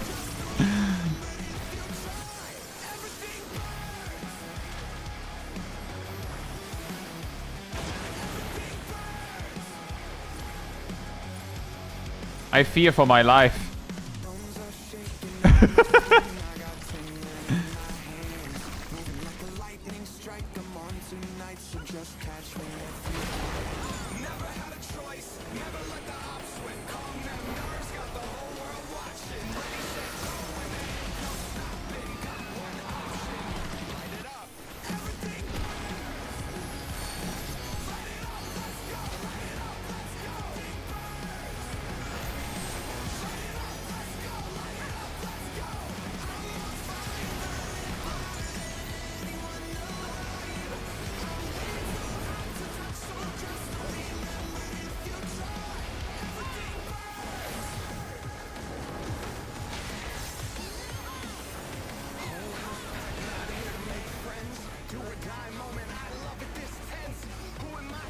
Mock all the mechanics.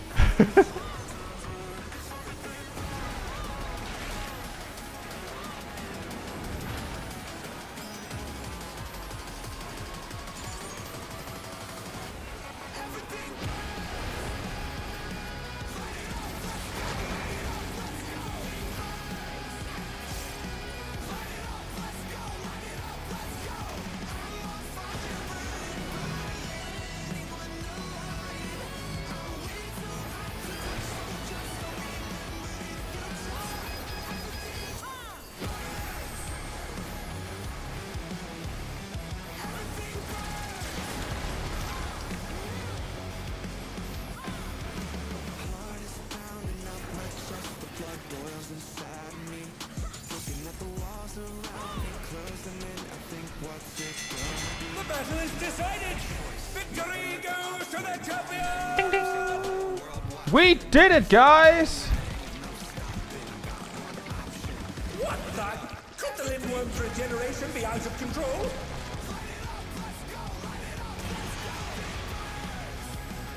The The Lindworm's completely healed. What outrageous regenerative power!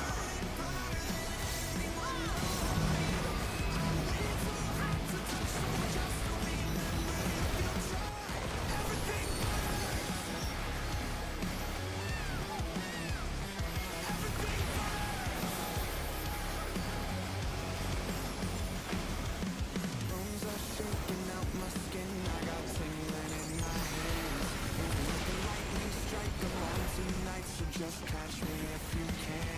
Never had a choice. Never And then he did it again! To its regenerative capacity. There is a limit. Can you not see his health bar, madam?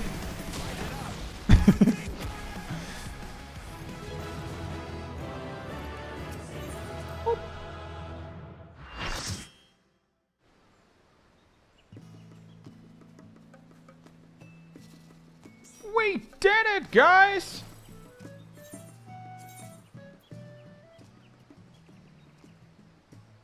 What? Game, please. You can't do this to me. Thank you.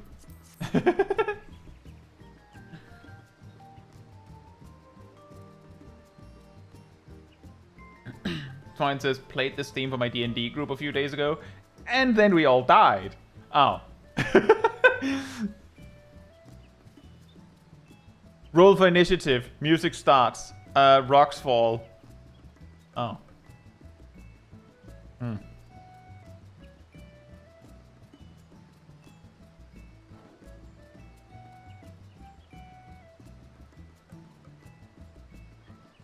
Says next time I limit break in phase 1. Phase 2 is too fast to find a proper moment. Yeah, that makes sense.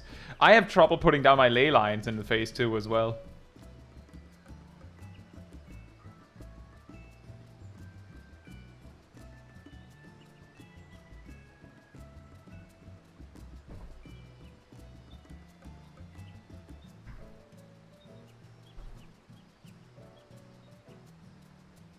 It's also been a while. I think it's been a bit. I guess we did M12 2 weeks ago, I think. But I think I was tanking then.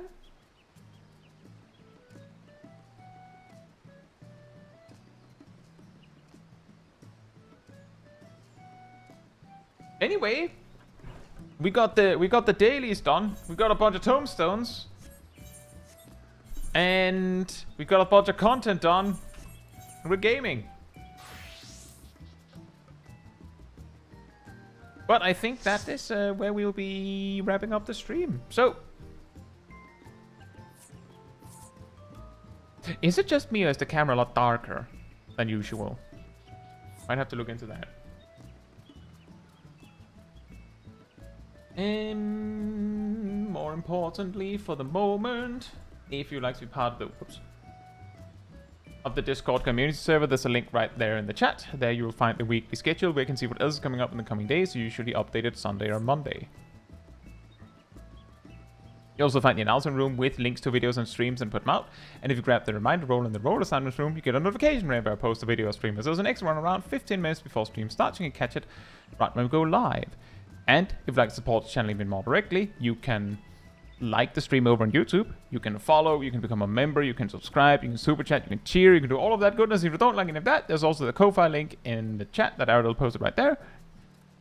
It all helps support me in the channel directly so I can focus on doing stuff like this with all of you, without having to worry about algorithms and whatnot. So thank you so much for support.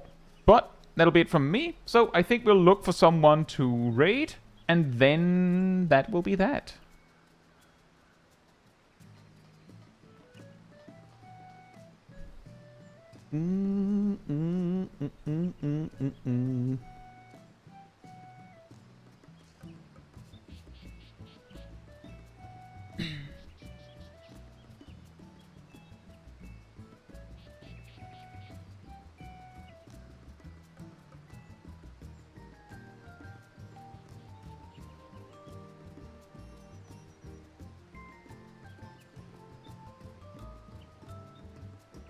Let's see here.